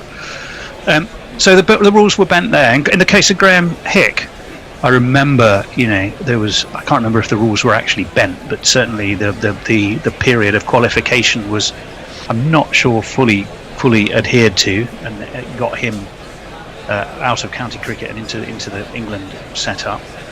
And again, it was deemed that there was the need there. To me, the need is there for a brilliant, reliable, wicket-taking spin bowler that can bat. Doesn't matter if they're off breaks, leg breaks. Let's not worry about what kind of spin. Let's just look at one who can consistently take wickets. And it isn't there. So, which is why I'm really interested. You're absolutely right. You know, we look at Amir Birdi now at Surrey. We look at it's very early days to be talking about him, but Ramwal Alita is an exciting prospect, and I think will only get better. And they certainly qualify for England, but it disappoints me a little bit. Whilst I absolutely appreciate and understand all the arguments that say, well, he's South African, he should go back and play for South Africa. And I'd agree with all of that, were it not for the fact he'd stated not that long ago he really, really wanted to play for England. Yeah, exactly. That's so because we have a need. There is a yawning gap, I believe, at the moment in his skill set that he could fill, and yet we just go, okay, bye, good luck, enjoy yourself back in South Africa, despite the fact he's absolutely ripped batting lineups apart for 2 years in the county championship. I just think we're missing a trick, and I find it a little sad. Look, Simon Harmer's a super bowler, he really is. There's absolutely no doubt about that. But David, you and I talked to somebody from Frinton CC during the West Indies series about how the ECB are actually probably less flexible than they should be, and actually stay slightly to the right of the Tory government on immigration, which is odd. I don't know how much they can do in this situation with the fact that the arrangement by which Simon Harmer is able to play as a local player and therefore a potentially England qualified player is no longer going to be in effect. Well, that's the whole Colpack at the end of this entry into English cricket via European Union regulations, isn't it? Effectively, it's basically bringing the Treaty of Rome into use in cricket, as the Bosman ruling did with football. That's no longer a case. Simon Harmer said he wanted to play for England when he thought there was a chance of him playing for England. Now that chance, for reasons completely beyond his control, and for all that the ECB can change their regulations and did. I don't think it's quite fair to say that they changed the regulations for Archer, but they brought their regulations. But they did. They brought their regulations into line completely with shortened the qualification. Yeah, because Archer, just as a point of information, Knuckle, when Jofra Archer first came to the UK, Sussex didn't register him. There was an oversight, and he wasn't properly registered in the appropriate manner. So that added to the qualification period. He was right. But then that was unilaterally changed by the ECB, because it was, if you like, their business. You know, as to who they accept. It wasn't an ICC ruling. It used to be 7 years. It's now 4 years, which is the case in the rest of the cricketing world. And the timing was obviously very good. And Jofra Archer, fantastic talent, and there's no doubt has made a positive difference to the England team in all formats. And it's true that Archer would have qualified earlier. I think there was something about he was given the wrong advice and ended up being out of the country for too long. Yeah, exactly. So Sussex the process. failed to give him the correct advice, and he spent too many days out of the country. That situation could have been better managed by Sussex. Yeah. What's the latest with Will Beer, David, at Sussex? Well, he's another one who has got a contract. Negotiation to come, but Dizzy Gillespie seems to be, moving him towards a white ball only situation. I don't know whether that's going to happen. I mean, Luke Wells was left out, the other experienced player. Luke Wells was left out of the Sussex team because he's got a contract negotiation this winter, so suggestion that he might not get one. Laurie Evans was deemed surplus to requirements as well, although Stewie seemed to find a place for him at Surrey, where he top scored in their first innings. I'm thinking more from a bowling perspective. Yeah, but spin bowlers. The batting was pretty depleted as well, wasn't it? And they got absolutely annihilated. Demolished was the word used by the Times, you can find any other words if you like, but it was pretty poor, and it raised some questions amongst Sussex supporters as to whether this is the weakest team Sussex has ever fielded in living memory in first-class cricket. We'll make you look good. Middlesex have got 2 wins in the Bob Willis Trophy. A big aspiration I have for the Bob Willis Trophy is, and the way that the rules have been constructed for it, with the limitation of 220 overs in the first innings, it's pushing more towards trying to get results. I think in the first round of matches there was only 1 draw, if I'm right, and it will bring spinners, therefore, much more, I think, into the game in a situation where results are needed. And we've already seen that with Walla Lalita. It's always tricky to say. Even Kevin Hand normally has about 10 different goes at it in different ways. Walla Lalita. Easy for you to say, Tony. Not easy for me to say. But I think the Bob Willis Trophy, add that to the fact it's a concentrated period of 4-day cricket leading to a 5-day final at the right time in the summer, not the bookend of the longer form that we were fearing, remember? So we've got a decent amount of cricket in August.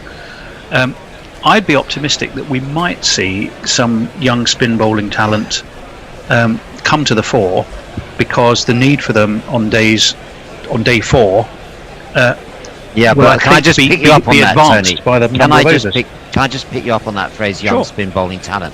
Because I would agree about batting and other positions, fast bowling, but when it comes to spinners who succeed at test level, don't you think that it's a tough environment to learn your trade? And spinners that come in, the defensive best in the last matches, he's a young guy making his way in the game, which is fine, and you hear that once or twice. You hear it more than twice, you really start to get irritated, because it means that someone's not taking wickets or not doing their job. And I wonder with spin bowlers whether you do want a young rookie or you want someone with more experience. You want such a difficult art, isn't it? Hence my impassioned plea for the fact that I think just letting Harmer slip through the net, when we all know the government, this government is well able to bend rules when it wants to, and totally ignore them when it wants to. So it's a bit double standards to go, this bloke's got to go back to South Africa. As ever, what I was saying though, David, was I genuinely think that the way the Bob Willis Trophy is structured will enable spin bowlers to come into the game more frequently at the points at which they can change the game. Just on that though, if next year we go back to a full county championship and the county championship has to start early, isn't a lot of that work undone? Because if it's only one year, that's not long enough for a bowler of any type to come through and develop. I think with anything, when you're looking with bringing through talent, whether it's English pitchers have become a little bit more batting friendly in the county championship, and with things like the toss rule, the toss regulation, but that's going to take time to bear fruit. Any change that you make needs 3, 4, 5 years before you really see any significant development in terms of the talent and the players it's producing. Even more so with spin bowlers, because as we're talking about, it's such a hard art. You need to get so many overs under your belt to learn your game. There's so many things that can go wrong with a spinner's action, and it's not even with the action per se, it's with learning the craft of what deliveries to bowl when, what paces to bowl when, learning how to figure out batters, learning how to figure out pitches. Richie Benno used to say that it took a leg spinner 4 years to develop their leg spinner, googly, top spinner and flipper to a good standard. Warne was a freak and did it in 2, but it takes it took Benno 4 years. It takes a long time, and even for finger spinners it takes a very long time. Graham Swan was picked very early in his England career and then came back late in his 20s and was a much better bowler as a result of it.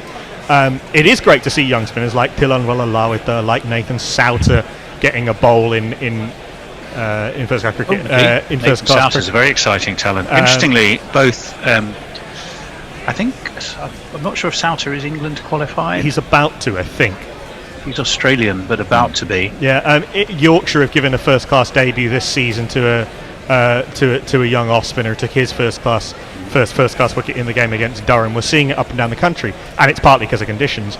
If you can find a way of, and maybe 3 divisions is a way to go to be able to have more county championship cricket, more first class cricket in the main part of the summer, then you will get more spinners being picked, because even with the best of intentions, you're just not going to pick 2 spinners in April. You're just not. By the way, we should say there's going to be an inspection at 3:15 p.m. UK time, so in half an hour. David and I, we have in common Ollie Rayner. A player lost the game. What was he? What was Ollie? He was about 32. Was he 31, 32? When there were issues. I think.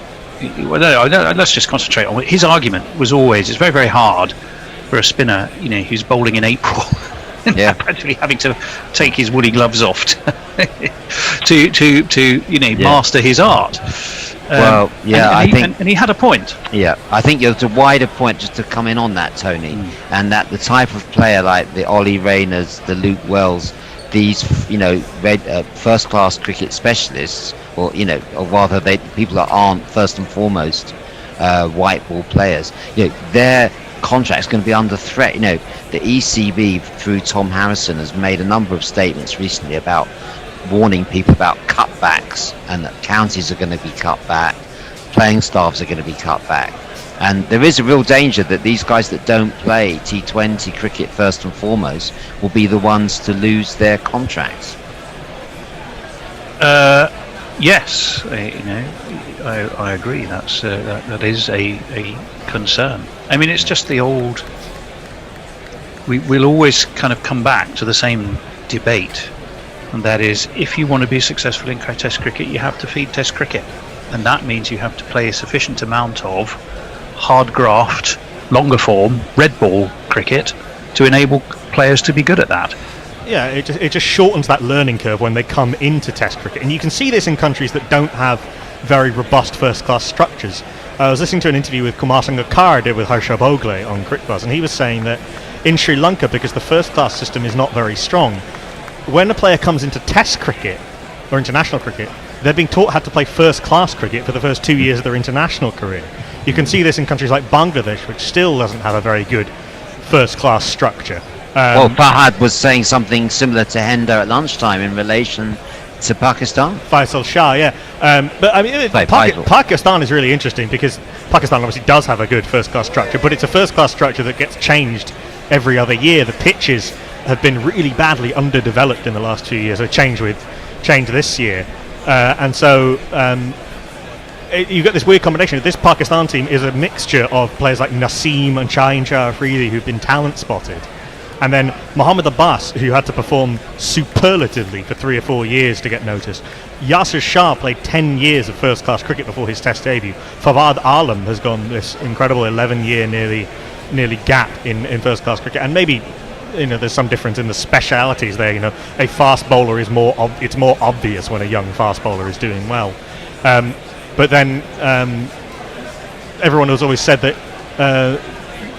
You look at how Australia were able to dominate first-class Test cricket for so long because the first-class structure had a surplus of really good players. But it just, as you say, Tony, you're right. You need that experience of having done it more in long-form cricket just to make sure that you're more ready when you come into Test cricket, whatever your discipline. Whether that's it may be a little bit easier if you're a tearaway fast bowler who's got those extra physical abilities, but even then you need to learn your game. But the thing is, with any of these changes that you make to try and make people, as you say, Test ready, you need to give them time to bear fruit. Yep, no, you absolutely do. I was also looking at some of the other games, because we didn't want to get stuck on Sussex and Middlesex, although we had already wandered into Essex and by Kent. Essex and Simon Harner and I mentioned Kent at some decent. And Kent, well, you kind of had to mention Kent if you mentioned Sussex at the moment. Well, yeah, but I was going beyond Sussex to say that I think the Kent side is one of the best batting lineups now around. Well, you've got very Darren, much so. Darren Stevens at 950, still capable of scoring runs down the order. They didn't even need him. Yeah, Jack Leaning, ex-Yorkshire, came over to Kent and has done very well. The Middlesex Hampshire game was a real interesting one because Hampshire obviously ended up down to 9 players at the end of that game. Liam Dawson had done a hammy, I think. Torn Achilles. He was carried off. Sorely missed. Torn he Achilles. couldn't. Well, but also Barker, who was at the crease at the end, was basically standing on one leg and just hitting it, which and bizarrely sometimes helps in those situations. And Ryan you kind of only Stevenson, have one way you can play. Ryan At Stevenson one point, cut his it leg looked like open with on Mercer, Kent. as ever, the old warhorse just taking the wickets as he always does. He knocked over 3, 4, I think, and Middlesex looked like they were riding the game. With 3 wickets, actually 2, because Dawson wasn't going to bat, and 50 odd needed. You felt it had probably gone Middlesex's way, but they couldn't knock over the last 2. But it was a great game that went to day 4 with all to play for both sides. So on the downside, as a Middlesex supporter, I was clearly disappointed. On the upside, it delivered everything you'd want of this cricket.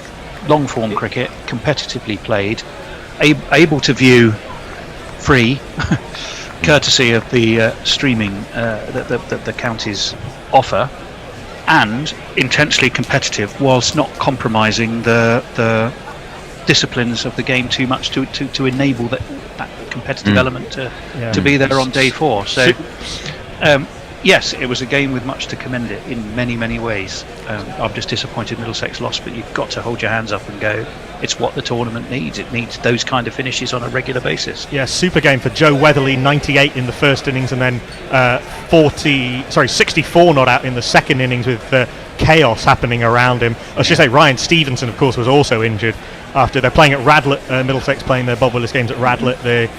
The dressing rooms, as they were, are tents with exposed tent poles, and Ryan Stevenson suffered a quite bad cut from diving into one of them on his leg.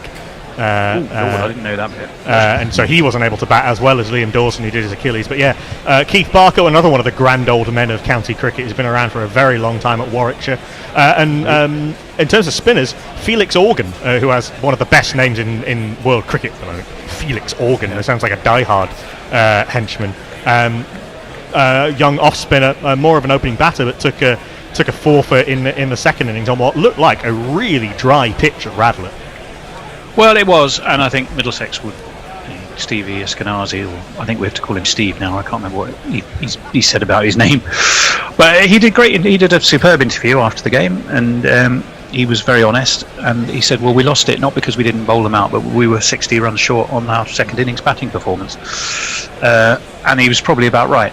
There were some weak dismissals in amongst those wickets, and it's a shame, Middlesex, Stuart Law's been brought in to toughen them up a little bit more Aussie mongrel about them, more competitive, and they've shown that against Surrey, but then they kind of lapsed back a little bit heavily. The other disappointment, I think, for Middlesex, I don't know if Anna Forsyth is listening, but yes, we had Helm with Murtagh and I think Harris, but no Roland Jones and no Finn. And again, I feel either of those two firing on all cylinders would not have let Hampshire get to. But they're both fit to the play. winning position. Finn close to it. I'm not sure what the issue with Roland Jones is. Whether it's just rest and rotation. He didn't play against Surrey either. So I need to do a bit more desire for two research to spinners figure out what's means wrong with that Rojo. I hope he's all right. desire for two spinners in Salter and Walla Lawatha, meaning that there's only fewer places for fast bowlers. Stephen Finn's played a couple of games for Hampstead in club cricket, but he was he played at Northants, and he absolutely knocked wickets over for fun. Yeah, well, a fact that may now be slightly qualified by seeing what happened when Somerset played there. I even saw some discussion where someone was saying surely Somerset should be docked points until it was pointed out to them that actually the game was at Northants. Yeah, Somerset steamrolling their way through the South Group. Stephen Finn was bowling on the outfield at Radlett in the session breaks and might well be fit for next week. Somerset absolutely demolishing their way through the South Group, and another county who continue to struggle regardless of the format. What the hell has happened to Nottinghamshire? Well, do you know, I was just looking at that one. They got themselves into a decent position, didn't they? Yorkshire 264 and 278. Nottinghamshire first innings lead of nearly 100. And then they fell over for 97. The other thing I just observed in that game was Dawid Malan didn't exactly set the world alight, sadly. He was out for 9 in the first innings and I think 1 in the second. But I'm just going to have a look at the second innings bowling figures for Yorkshire. 4 wickets for Chappell and 4 wickets for Carter and 2 for Sumit Patel got 2, even though Sumit Patel, who's now batting 8 for Nott, which is a bit extreme. Harry Brook made 62 in the first innings. Jordan Thompson made 98. He had a hell of a day test. Jordan Thompson also took so I'm looking at took 3 for 6 in 5 overs in the second innings with that Notts collapse. Johnny Bairstow scored 75 in the second innings. We might have to just be a little bit more patient with Hasib Hamid, who batted so well in the first game of the Bob Willis Trophy, but got a couple of low scores. But I really want Tom Moore's made a good 100 in the first innings, but in the second innings, really, once Ben Duckett got out, it was just Calypso Collapso for Yorkshire. Well, 97, yeah, 97. Dwayne Olivier, he will always take wickets in county cricket. 3 for 29 for him. Patterson 1 for 27. You said Thompson 3 for 6 off 5 overs. 3 for 6 off 5 overs. And as far as I know, you probably know, you're more interested into Yorkshire cricket than I. Jordan Thompson's sort of fairly military right arm medium, isn't he? Similar pace to Steve Patterson, really, just not quite as accurate or experienced. He's not fast by any means. I mean, really, of all of Yorkshire's bowlers, and they do have a lot, obviously, they left Matt Fisher and Ben Code out from this game. Dwayne Olivier is the only bowler at Yorkshire have of any real pace. Dominic Leach, who debuted in this game, is not especially fast. Steve Patterson has always been about accuracy and just plugging away. Jordan Thompson's not especially quick, and then you've got Jack Shutt, who's an off spinner. He took 2 for 14, I think. Yeah, and 1 in the first innings. His first, didn't take any in the first innings. Yeah, his 2 first class wickets. But Yorkshire have a lot of sort of pitch it up and line and length seam bowlers plus Olivier, and then a few a kind of a mix of experience in Bairstow, Kohler, Cadmore, Milan, and Lythe, and then Brooke, Tattersall, and Thompson kind of making their way in the middle order. But it's been a decent start to the Bob Willis Trophy for Yorkshire, certainly. But Notts, just whatever the format, just seem their batting has completely disintegrated, even though they've got, in theory, they're a very soft good in the middle attack. a bit, aren't they, Notts? Which ultimately was I'm not saying this is the reason at all, Notts fans, if you're listening. But, Peter Moore's parted company with England based on the fact that it was never felt that the batting lineup had enough backbone to it. And it does seem that Notts have a similar problem. Which is odd when you look at the names. Chris Nash, Haseeb Hameed, Ben Duckett, Joe Clark, Stephen Mullaney, Peter Trago, Tom Moores, and Samit Patel, who we all know is a super player, batting 8. That should, in theory, be one of the best lineups in the country. Why is, I know we've discussed this, but why is Samit Patel being dropped down like that?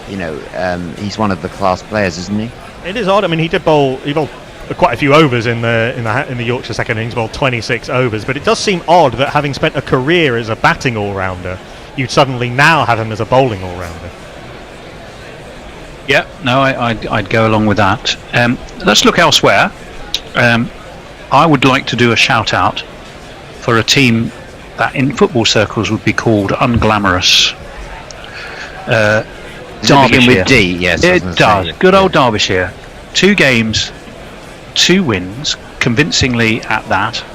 Top of that northern group, ahead of Yorkshire, Lancashire, Notts and Durham. I mean, Durham, incidentally, also 2 wins, 2 defeats, along with Notts. But Derbyshire have got something about them.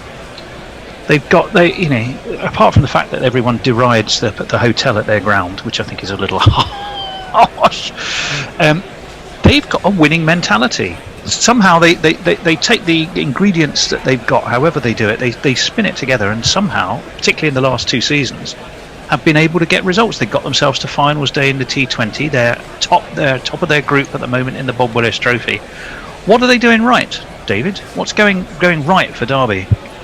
Well, I thought you were about to tell us the answer there. No, I was going to ask you the question.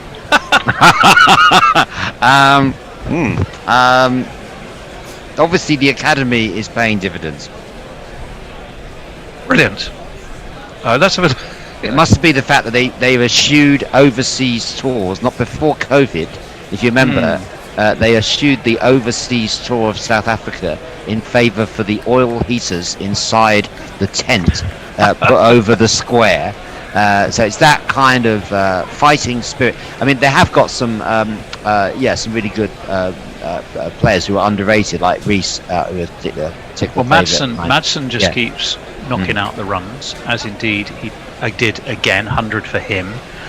Billy Godleman, he didn't do so well in their first innings, but his averages is normally in the sort of mid to upper 30s, I think, by and large, in the county championship, and he keeps going strongly, although he didn't really succeed in the game against Leicestershire.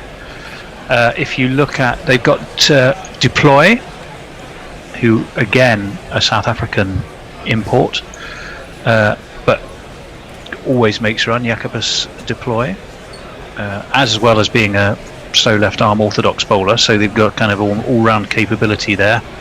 Hussain, 66 not out for him, and we've certainly seen him perform well.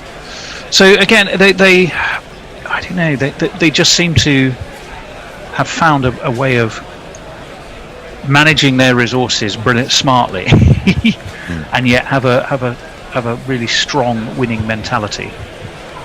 And I think that's very much to be applauded on their part. We will not hear them called unglamorous. We will celebrate where they are in that division. Conversely, well, Leicestershire have had one win. Everyone backs Leicestershire, sadly. You know, the non-test match grounds, the side most struggling perhaps with the financial situation even before the nightmares of COVID lockdown and all the restrictions that have come with that. But you know, they've managed one win, one defeat. That arguably that's better than you might have expected, isn't it, Knuckle? I think we are seeing a lot of quote-unquote unfashionable counties. So we saw Gloucestershire come back into what they would have come back into Division 1 this year had there been a Division 1 after years of really being in the doldrums. I really should throw this to... We've been joined by Gary and Hendo, I think, who are going to jump in possibly for Tony and Dave, unless actually you three want to jump up. I will just throw this to Gary, as somebody who writes a county blog. You may as well jump in for me. Oh, was that my marching orders? All right, I'll be off then. Come back when it's raining, Tony. No, come back before it's raining. Only the rain Or it's king a rain. bishop, as he shall now be known. Yes, Gary, tell us about what you do for the Guardian. It's is it a couple of times a week, or is it just once? No, well, about 8 or 9 years ago, I felt I was losing touch with county cricket, which has always been a big part of my life. So I started at 99.94, my cricket blog, writing what I called the final over of the week. And that took 6 kind of talking points, 6 things that perhaps someone in my particular situation who was losing touch with the county game would find interesting. And I did it partly because I thought there would be an audience for it, but also because I wanted to have the discipline of checking the county scoreboards. It was at a time when the county championship one-day games were being played all over the place. There were matches starting here, finishing there, and sometimes some clubs have played 7 matches in the county championship, others have played 4, and it was all so messy that I gave myself the discipline of writing what I call the final over of the week. And the Guardian came to me after I'd been doing it for about a year and said, can we use it as a weekly column? So I said, well, of course. And what I've done then each week for about 7 years at the Guardian, usually at the end of a round of matches, is pick out 6 points. These have become now the kind of talking point features that you see, but I promise you when I started I probably would have called it 6 talking points rather than the 5 overs. The final over of the week, had that format been as established as it is now on lots of sports websites. But I pick out 6 points of interest, which usually in the days of the days of the 2 division county championship would usually involve 2 or 3 matches in the first division bearing on the title and relegation, and perhaps 1 match in the second division bearing on the promotion run. And then I probably look for 1 or 2 other talking points about particular players who've done something, or there've been a record stand, or there was some other point of interest in the county game. Now I've had to change that a little bit with the Bob Willis Trophy, because there are rounds of 9 matches per round, and what I've decided to do is, partly because it's a new tournament, and partly because I am limiting myself to 6 talking points, is very much track the top of the tables, the top of the groups, I should say, the North Group, the Central Group, and the South Group, And that's led to one or two comments below the line of people saying, I'm ignoring Gloucestershire and I didn't mention Ryan Higgins' brilliant performance and stuff like that. And there will be stuff that I'll miss in that way, but it does allow you and allow me to see the trajectory of the tournament. And one of the things that came up, I don't know whether you talked about it already, was Joe Leach's strange decision as Worcestershire captain to bat on to have a lead of 358 before he declared, and that meant that the game was a draw, 7 wickets down, and had Joe Leach declared 10 overs earlier with a lead of 300, which he would have had at that point, then that might have given him the time to get the 3 wickets he needed. Now you might say, well, it's 8 points for a draw, 16 for a win, what difference does that make? Well, it makes a difference for Worcestershire that they would be the leading club in the country at the moment in the Bob Willis Trophy had they won that match. As it was, they drew, and that puts them, if you like, in 5th place in the country, because the 2 teams that will contest the final of the Bob Willis Trophy will be the 2 group leaders with the most points.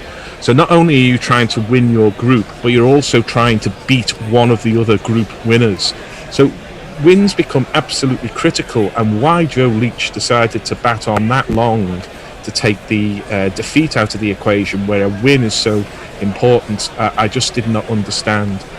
So I'm trying to sort of map the topology, if you like, of this new Bob Willis Trophy.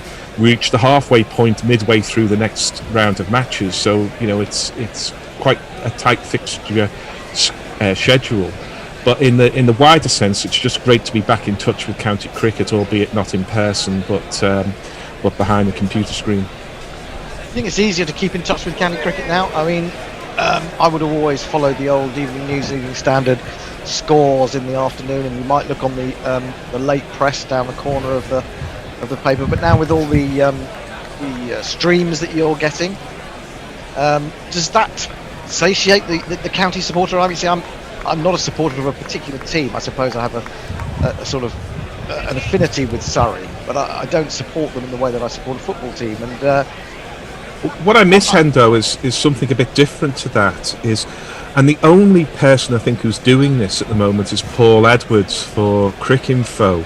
And that's that sort of long format, very discursive reports that you used to get 7 or 8 of in The Guardian, the next morning. It'd be various writers. Frank Keating might be somewhere, Selvey would be somewhere, Vic Marks would be somewhere, or whoever. And you would get these long reports of county games that talked about the walk to the ground, yes, and what was being sold at lunchtime and that kind of thing. And I really miss that. The ESPN Cricinfo, they have their county reporters network, but really it's just a set of facts. It's Leach batted on to the 30th over of the day, whereupon he declared, setting a target of 358. Had the 2 slip catches been held, he would have been able to declare earlier, or something like this. It's just a set of facts where what I want is a sense of being at county cricket, which is a unique experience. I don't think it happens anywhere else in the world, and I don't think it happens anywhere else in British sport, where you have this long day of ebbs and flows, where concentration can lapse and then be brought back, where you have conversations, where you eat and you drink and you have breaks like we've got now, and in the relaxed atmosphere of county cricket, which obviously is not as intense as Test cricket. And you used to get a real flavour of that, not just in The Guardian, but in The Telegraph and later in The Independent and some other newspapers. But the remarkable thing is, despite the fact that you can keep in touch with county cricket better than ever with real-time scorecards, the BBC's coverage, with live text, which I believe is going, and the commentaries that you have. That element of the game, one that perhaps my generation would be the last to remember, the relaxing joy of sitting down with a cup of coffee in the morning, opening the paper and saying, what did happen at Canterbury yesterday? And you read through what happened at Canterbury yesterday, in which the cricket sometimes can be a minor participant. That's gone, and I'd love to bring I'd love to bring that back, but I try and evoke it, if not deliver it in the final over of the week. Yeah, it's a curious one, isn't it? As I mean, I can remember having the space. I think when I wrote one of my early reports for the Times, which was England under 19 versus India under 19 Test match from Canterbury in about 2006, something like that. 2006 probably. And I remember sort of waxing lyrical for a couple of paragraphs about the Sand Martins in the Canterbury press box, which was quite fun.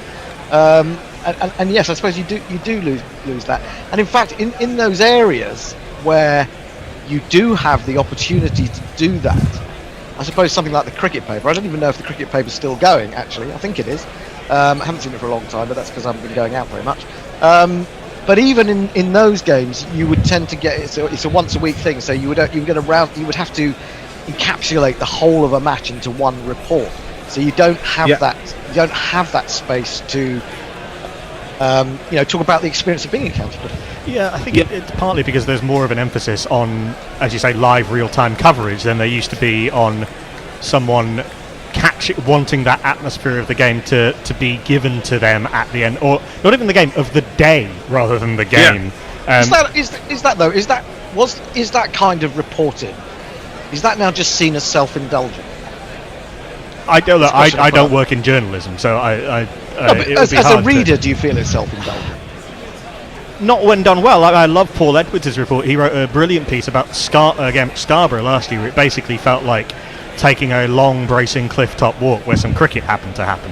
But that done badly can be interminable as a reader. And there's a lot of romanticism about something like Neville Cardis. Neville Cardis' relationship with factual accuracy was quite loose at times. Certainly. Well, I think you could be, because you didn't have all that. You didn't have the same sort of scrutiny.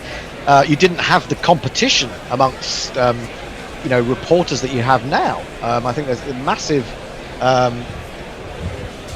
massive change in the way things are looked at. It's about, nowadays you really have to keep finding a slightly new angle from someone else. Otherwise, it's just a noise which is all about the same thing. Well, and also people can check your facts, which wasn't always exactly, the case. And that's the same with TV. The more you can see on TV, you could quite easily say, if someone like Jeffrey Dean has written that some particular bowler was regularly moving the ball away from the bat, well, you might sit there and say, well, I watched that all afternoon and it wasn't happening. I'm not suggesting that Jeffrey Dean would do that, for example, but you're much more open to being, I suppose, revealed in a sense. For sure, but what I do think some of the county live streams, now that they're going to multi-camera streams, what I really enjoyed in the the last day of this round of fixtures, firstly, it's good to have a round of fixtures where all the games start at the same time. So what was able to happen is I watched the end of the Middlesex game, that finished, then I watched the end of the Yorkshire game. So that was quite fun to be able to sort of go round the grounds and watch in real time. And look, the quality wasn't always brilliant in terms of the live streams, not at Sky Sports' level, who for all of their, you might talk about particular commentators, but the technical quality of their coverage is superb. But I think the fact that counties are embracing this opportunity where people aren't able to go to the grounds and investing in this technology to be able to, it means that you can follow a game more with less effort and with more kind of just casual viewership, in a way that it makes the game much more accessible than it has been in previous years. I'm going to contest that a little bit, because it makes elements of the game more accessible, and I think this is the big shift really in the last 10 years, possibly the last 20 years, is the elements of the game that are more accessible are, as you say, you can see every ball, or you can download the stream, I think, at times, and go back and review every ball, and there's endless amounts of data at CricViz and other places, and you can find out how many balls Stuart Broad has pitched up compared to last time, or rather 2 years ago. All of this, I think, is important, but you run that alongside the fact that many of the voices, not all, but many of the voices you hear on the mainstream broadcasters are ex-cricketers and not necessarily skilled communicators, and you end up, I think, being crowded out. The kind of Paul Edwards approach, the rooftop walk at Scarborough, I remember a fantastic piece he did where He spent most of it writing about the kids playing on the outfield at Southport with, I think, the Warwickshire team or something, who stayed behind and were bowling to kids on the outfield and chasing the ball around.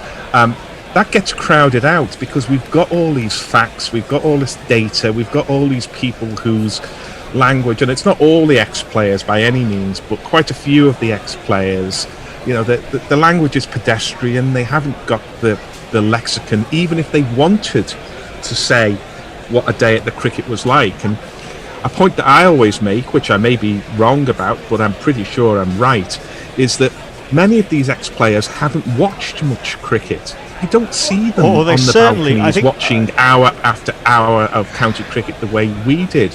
And even when they are watching county game or watching cricket, they're often thinking about their own performance. They're watching it in a specific way. They're looking for the atmospheric conditions. They're looking for how the pitch is playing. So we're getting more and more of the experience of cricket mediated by people who do not sit there and watch hour after hour of cricket at grounds or on television the way I grew up. And then we don't read hundreds, maybe thousands of words in magazines like The Cricketer, which would give a much broader view. I'll give one last example and then I'll stop talking.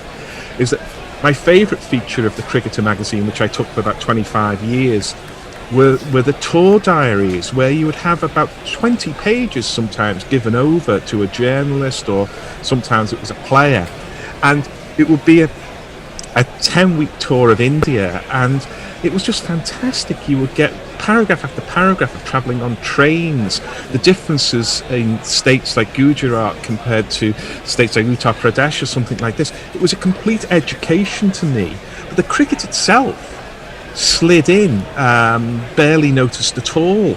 But it was cricket writing, but it was a particular form of communication for a particular audience who watched cricket in a particular way. And I think Paul Edwards serves us, but I'm not sure many others do. I would say that, I mean, it's certainly true that certain ex-players, certain current players don't like watching a lot of cricket. It's certainly true that a lot of ex-players haven't paid to watch a game of cricket in a very long time.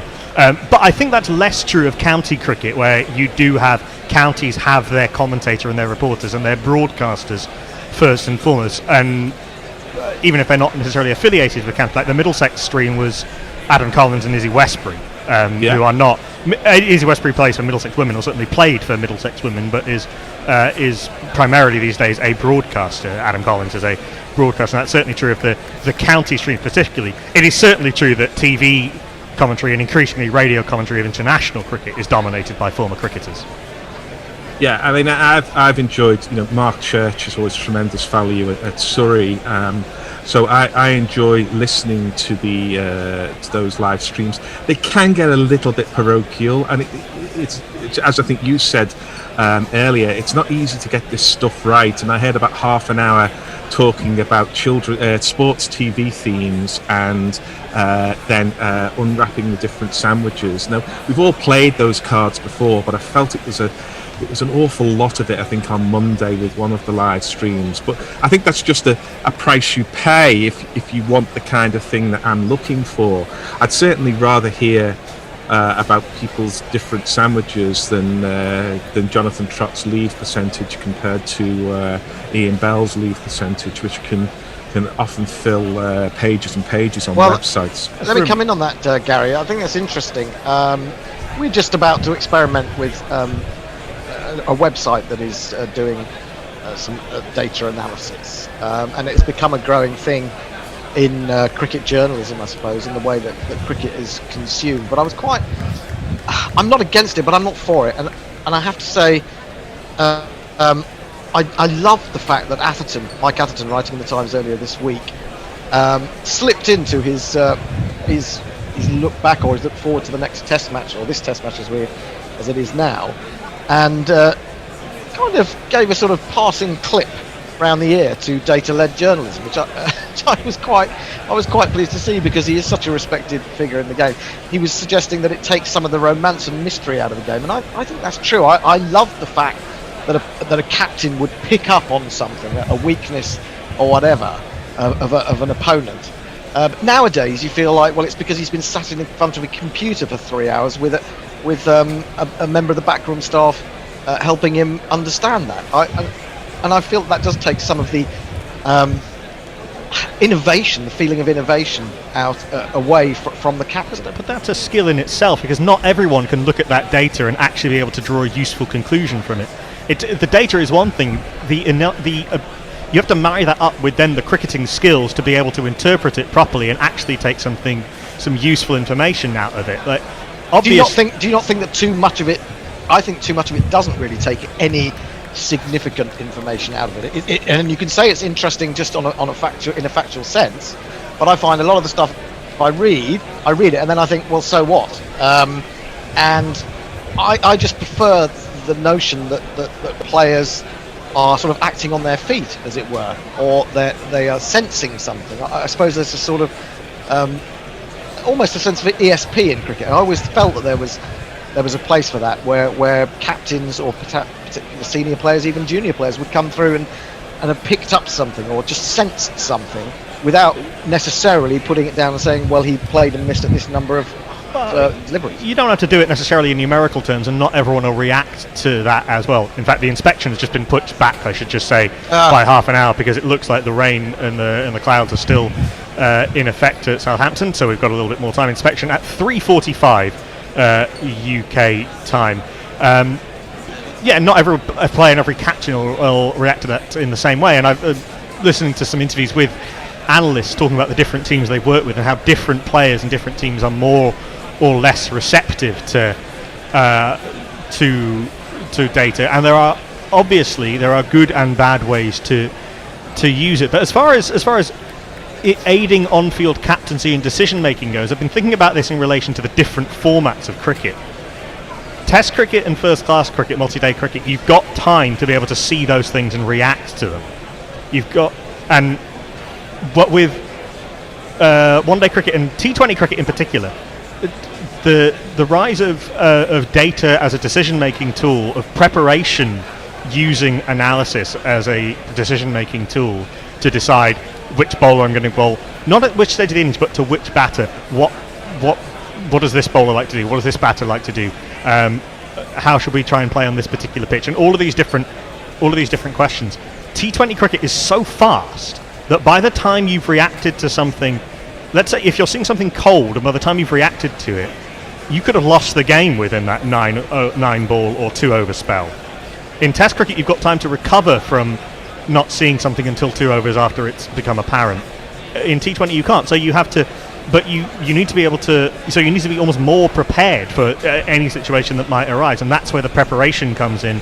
That's where the analysis really comes into its own, and also because T20 cricket is so cutthroat at the franchise level. I was looking for these little advantages, and people have had the money to pay professionals to do the job properly, rather than some backroom member of staff doing it as well as everything else that they're doing. So it plays more of a role when you don't have time on field to be able to react. All of these things, all of these preparatory tools are done properly. It is an aid to decision making, and it's not. And you use the phrase data-led journalism or data-driven journalism, which, if you're writing for a data company, that's fine. But if you're writing for a general audience, your piece should, and I say this as someone who likes statistics and I like digging and I like that joy of the chase, as it were, for its own sake. But it should bolster your argument, and it should be something that you can use to enhance your argument rather than something that should lead your argument, if that makes any sense. And that's just a question of emphasis. I think that's a good point. I think they're very good points. I do think it takes a bit of the romance out of the game. Gary, is that your feeling? Are you worried about mystery and romance going out of the game? I am a bit, but I don't think it's necessarily the fault of data-driven journalism. I mean, I think it is squeezing it out to some extent, but I've spent time in different management organisations, and I've spent time in meetings thinking quite hard about some of these things. And there's one absolute fundamental which I think goes against data, which is when you're sitting in meetings, it's very hard, as I've tried to do on occasion, to turn around and say, you know what, we need less time and we need less data because that way we'll get better decisions.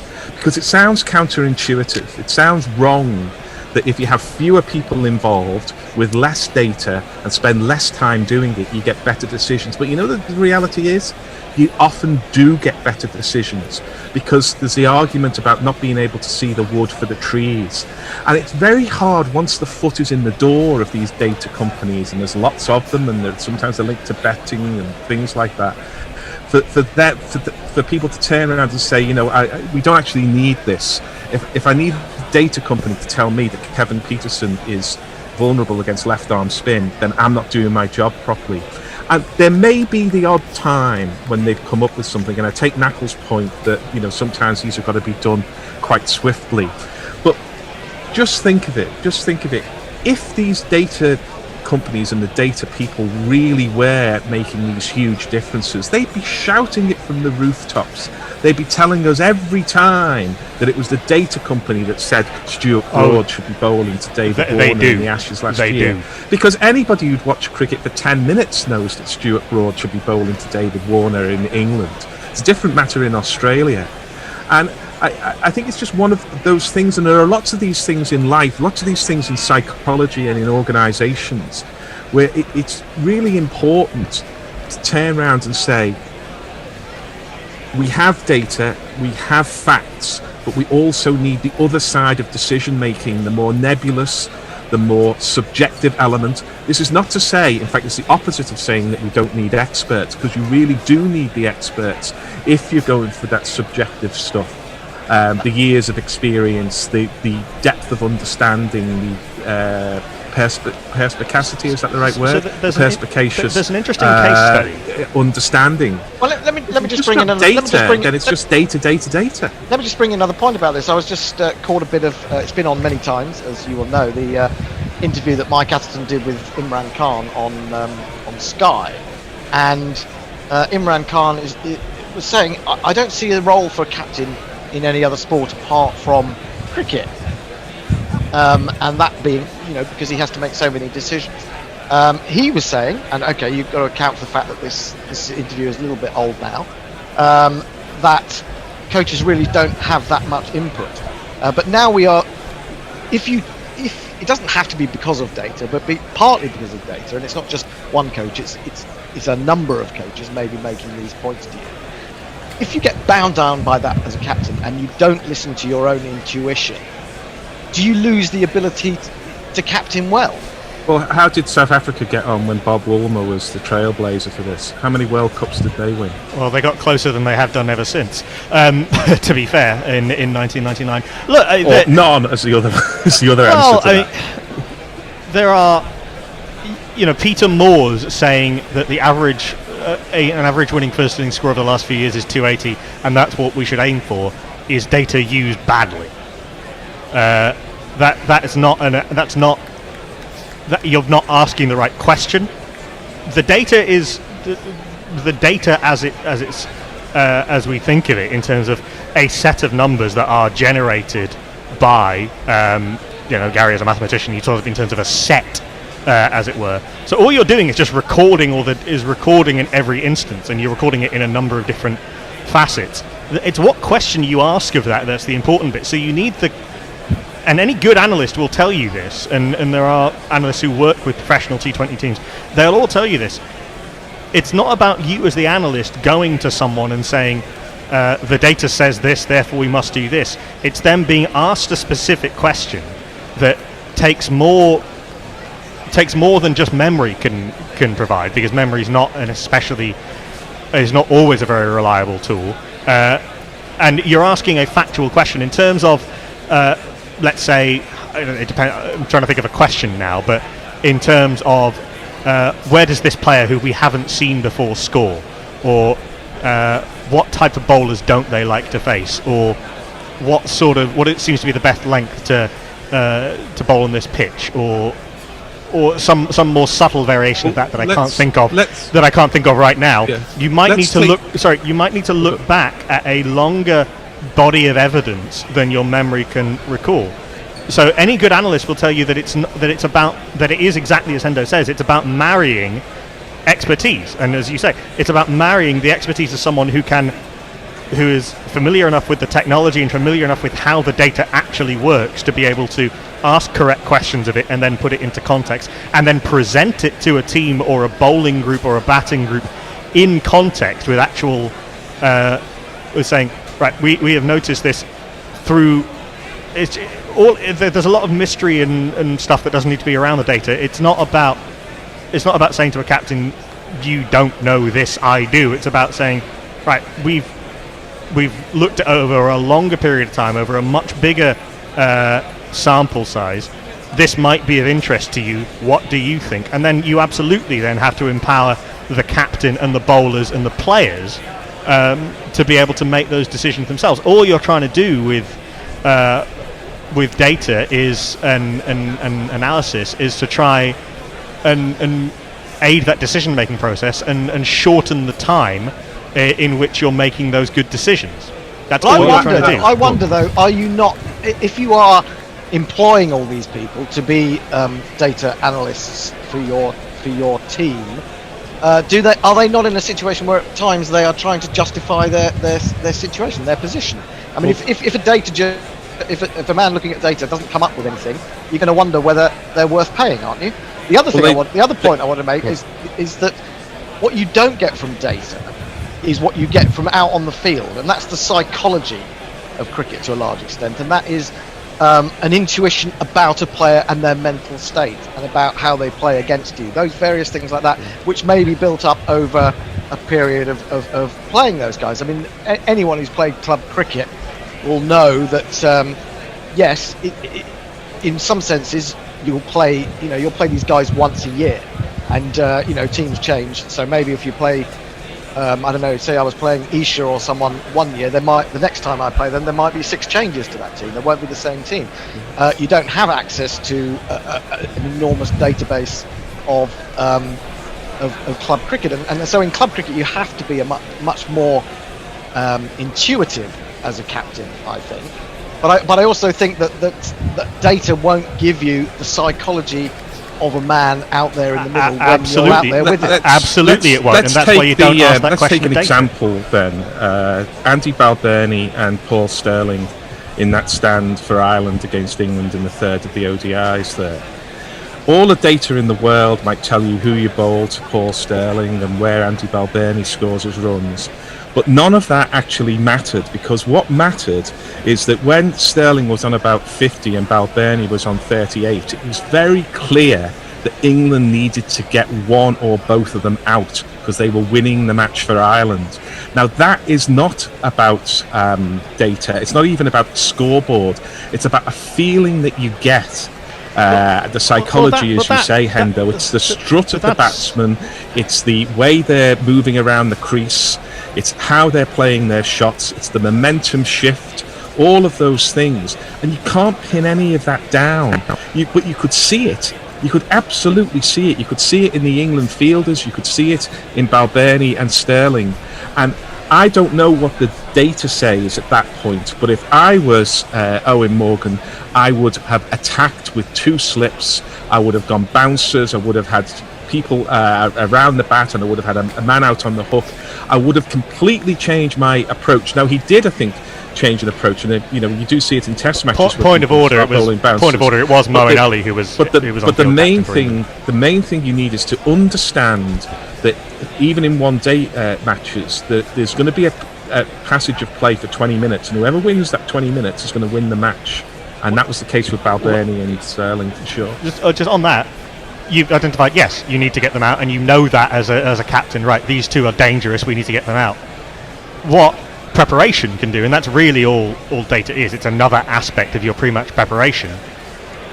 You might have a slightly better idea of how to get them out, having done more preparation than if you're doing it if you're doing it cold. And it won't work every time, like nothing works every time. If you're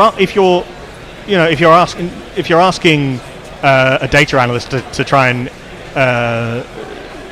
come up with an answer to the psychology of a batter, you're asking the wrong question, because that's not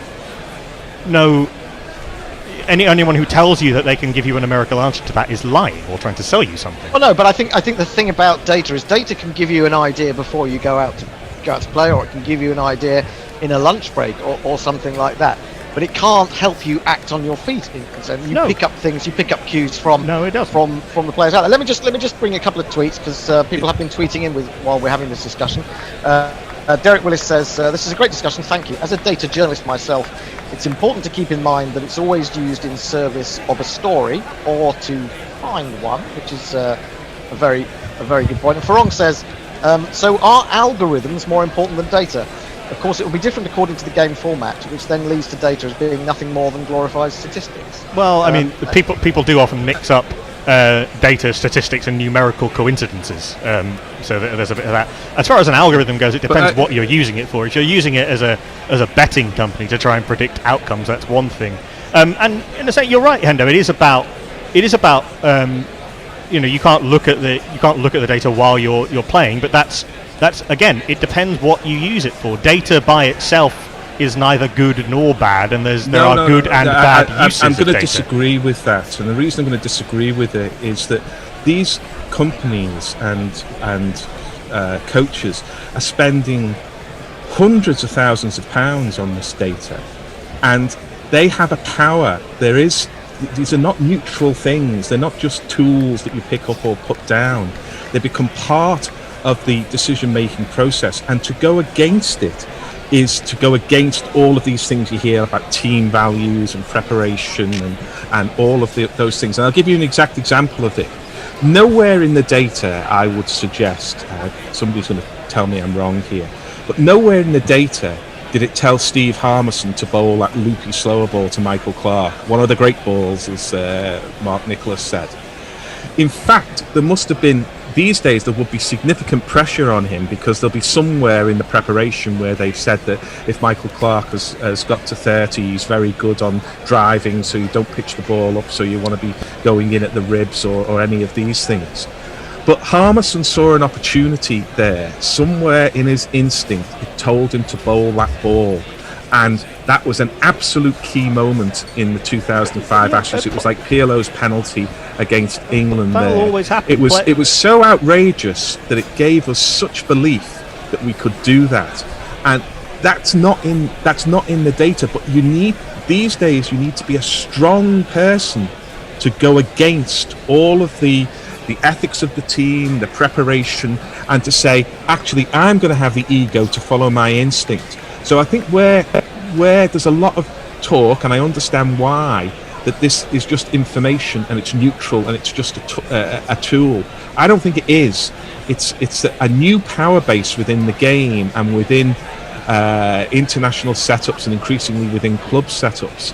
And its power, as in all organisations, power, abrogates to itself. It wants more and more power. It wants more and more resources. And it's a zero-sum game. If you're going to tell your players to be data-driven, and that's going to inform the decision-making, it can only come from reducing the amount of power that you give to instinct or you give to on-field feelings and those more subjective things that are much harder to defend. And the last thing I'll say about this is, if that didn't work, Harmison comes in, or if a funky field or a particular strategy didn't work, the captain and the bowler turn around and say, well, that's the way we saw it on the ground, that's what we decided to do, it didn't work, we'll learn from that and move on. But if the data doesn't work, what they say is, it was bad that, and we're going to put that into our model and we'll improve our model as a result. So the data people have always got a much more, a much stronger, much more accessible set of evidence to say why things don't work. So every time the opposite of data doesn't work, it's weakened. But there's a sense in which every time data fails to work, it actually gets improved, because you then feed it into the feedback loop on the model. How is that a bad thing? The model. I don't really understand how having more points of data and more evidence on which to make your decisions is necessarily a bad thing. I think that you are jumping. I think you are stretching. I think to make the case that that teams are purely, obviously not, but even primarily data driven. I have not come across even in T20 franchise cricket, a team where data is anything more than one of a number of factors that are taken into account, whether it's in recruitment, whether it's in recruitment or whether it's in planning, or whether it's in pretty much planning, or whether it's in constructions of your 11, or in terms of your match day planning. I have not yet come across a team that does that. Owen Morgan has talked a lot about wanting to empower his players to trust themselves and to make good decisions, and there'll be some element of preparation that goes into that. This is a very well prepared England one-day team, but it is using it in, keeping it in its proper place and with its proper perspective, which is neither the extreme of we must keep the romance in the game, therefore we're not going to look at it, or slavishly following it whatever it says. Both of those approaches are hugely problematic. And as far as just incidentally, Byron, I don't think anything will take the romance and mystery out of Test cricket. We know more and more now. People can watch more and more cricket, but it doesn't mean that you still don't see things that you've never seen before. You know, we've all watched a hell of a lot of cricket in the last few years, and we keep seeing incidences of games where we see something that we have never seen before. I'll just give you a quick response. I remember this time of year, or a little before this time of year, doing exam boards where we would look at students' performance, and switching to a modular approach. We went from, I think, an exam board where for a group of 30 students you would have around about 30 students. We probably have about 240 data points that you would look at for the marks that they would have, and so on. We went from that to having 2,048, I think it was. It was certainly one of those powers of 2 to the 15 or whatever. And I remember sitting there and saying, we can't deal with this volume of data. But then you end up arguing that you need, in order to get better decisions, you need to know less about the stuff that you're actually making a judgment on. And good luck winning that argument, I can tell you, but it's the right argument. You cannot make judgments on 2,048 data points. Well, no one should be presenting you 2,048 data points. That's I agree with you, but it takes a very strong person indeed, because, as a point I don't want to labour too much, is that the people presenting this data, the data itself, has power. It has a power within that organisation. And to go against that means going against those people and going against that power. It's taking on their power base, and that is not easy to do. These things are not neutral. These things are not people deciding, oh, well, we need a little bit of that or a little bit of the other. These are a part of organisational politics, a part of how bureaucracies and how organisations deal with competing interests. And it's not quite as straightforward as saying, well, that's just a tool to aid our decision making. It's also what we're spending £150,000 a year. I would argue that any sensibly run organisation would see it as the former, not the latter. I should say there's going to be a restart at 4 p.m. Not how life is. Yeah, although it looks very, very dark out there. It looks very, very dark in South Wimbledon. Let me bring a couple more contributions to this conversation. Derek Willis says, the other thing I'd say is there's data analysis for decision making, which is generally what analysts do, and then there's data analysis to describe behaviour broadly and find outliers. It also goes to say the latter can be very useful to find questions that lead to stories the kind that Gary is talking about. Mark Zip jumps in and says this discussion sounds exactly like discussion serious baseball people had years ago when Bill James and Sabermetrics started having obvious success and influence. Quote, romance of the game, facts on the ground. Derek Willis comes back and says on Gary's zero some point, I agree that novel things are often zealously but it's possible, necessary, to then build human systems to guard against over-reliance. Teams that don't do that are not respecting the uncertainty of data, and the problem is the people. Jeff Perkins says a dubious point made with hyperbolic conviction, which is a good way to probably round up this conversation, because we are going to get cricket again in about 10 minutes time, hopefully 15 minutes time. It is cloudy, it's still very, very dark. It's very dark in southwest London as well. We're going to get absolutely pissed on very shortly, I think. We are currently getting pissed on in Sydenham, or I'm not. I'm inside, obviously. Well, we're all inside. Well, hopefully we're all inside, unless someone's broadcasting from the middle of a field. Somebody walking through the nearby estate is getting pissed on. I can see out of the window by the weather gods. It did look a little bit brighter than it has done in Southampton. Be interesting. I suspect this will be a very long evening session if light allows. Well, it will be. It will be if light. I think light is the critical factor. Anna Forsyth says hockey has been having the analytics versus eye test for years. Obviously, the answer is both. The management of data is key, but doesn't mean it should be dismissed completely. And I think this is right about. It's about people and how they use the data. Absolutely. Because some people do become converts to the cause and think that it is the answer to everything. I mean, I've used the example before. The way that you can use to argue your point. I mean, when I've watched AFC Wimbledon a couple of years ago when Neil Ardley was manager, he became very interested in the statistics and the data. And he would come out after a game and say, well, look, we had 13 corners and we did this and we did that and we got the ball into the dangerous areas this number of times. And then you turn around and say, yeah, but we just lost 3-0. And I think there is the fear for me with data is that it gets overused, and not that it will ever cut out all the romance and mystery of the game, but it risks it if it is overused, I would say. I do not see that fear coming true. This seems a little bit to me like the same argument that people had against introducing DRS, because it would take debate out of the game, which was patently I don't false think to that's the begin same with. thing at all, really. I mean, I can't see how that is. I think that I do think that if the more that you get data into, well, I think people are looking for another niche in cricket in a sense, or in sport in general, and statistics or data is something that's been underused, and we now have the ability to do this in a much more systematic. Yeah, exactly. You don't have, you're not asking someone to sit down and note down every significant movement, are you? I just think it's a bit of a danger, and for me, and for Mike Atherton, and for Gary, obviously, that just takes something out of the game.